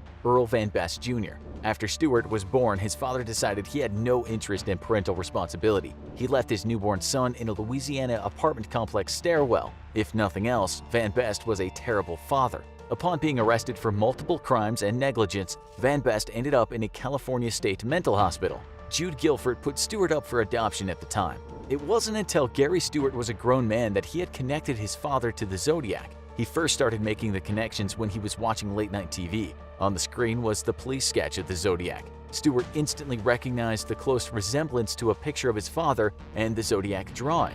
Gary Stewart claims that not only were his father and the Zodiac similar in their looks, but in their interests as well. He states that his father was interested in ciphers. He also mentions that Van Best had a deep connection to the Mikado. The Zodiac quoted the Arthur Sullivan opera in his letters. Maybe Van Best and the Zodiac shared the same love for this opera because they were the same person. Gary Stewart also claims that his father was in the right place at the right time. Van Best lived right around the corner from where the Zodiac hailed Paul Stein's cab and murdered him in 1969. These connections are circumstantial at best, and no definitive evidence connects Van Best to being the Zodiac. Later in his research, Stewart begins to become more conspiracy-oriented. He claims that since his mother eventually married a San Francisco detective named Rotea Guilford, that the police are covering up Van Best's identity. This seems far-fetched, but Stewart says it may have been to protect Rhoda Guilford from being associated with the Zodiac's first wife. Stewart believes that there is one piece of evidence that proves without a doubt his father was the Zodiac. In one of the Zodiac's most intricate ciphers, the word Best appears. This could be a coincidence or the cipher being read wrong, but to Stewart, it is the smoking gun that his father, Earl Van Best Jr., was the Zodiac. However, experts and law enforcement officers are less convinced, and the case of the Zodiac killer still remains open and unsolved. It would seem there is just not enough evidence for us to make a definitive identification at this time. Something that keeps detectives and us at the Infographics Show up at night is, did the Zodiac ever stop? Or did he just take a break and change his MO? After his last letter on March 22, 1971, there was radio silence from the Zodiac for almost 3 years. It wasn't until 1974 that he resurfaced again. The San Francisco Chronicle received a letter on January 29, 1974 from the Zodiac.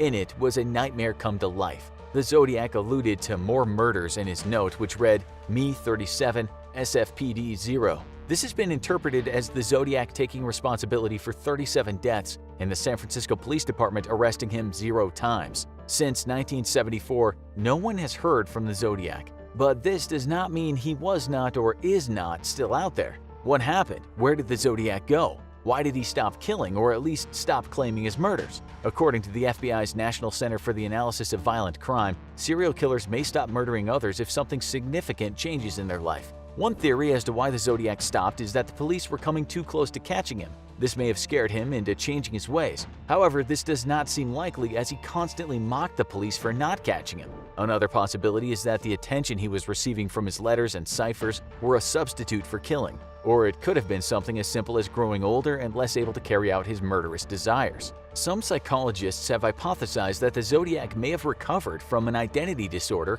or multiple personality disorder. As he recovered, he could have lost the urge to kill, or perhaps he was institutionalized and we just don't know about it. Yet the scariest theory of all is that he just kept killing and never took responsibility for it. He even later said in a letter postmarked November 12, 1969, I shall no longer announce to anyone when I commit my murders. They shall look like routine robberies, killings of anger, a few fake accidents, etc. It's impossible to tell if he kept good on this promise unless we find out who the Zodiac was. If nothing else, the Zodiac is still the stuff nightmares are made of. We know of at least 5 confirmed murders he committed, but it is possible he had 37 or more victims. Some of his ciphers still have not been cracked and may hold clues to his identity. The Zodiac Killer case is still an open and ongoing investigation. As of yet, there is no definitive answer to who the Zodiac was or if he is still out there.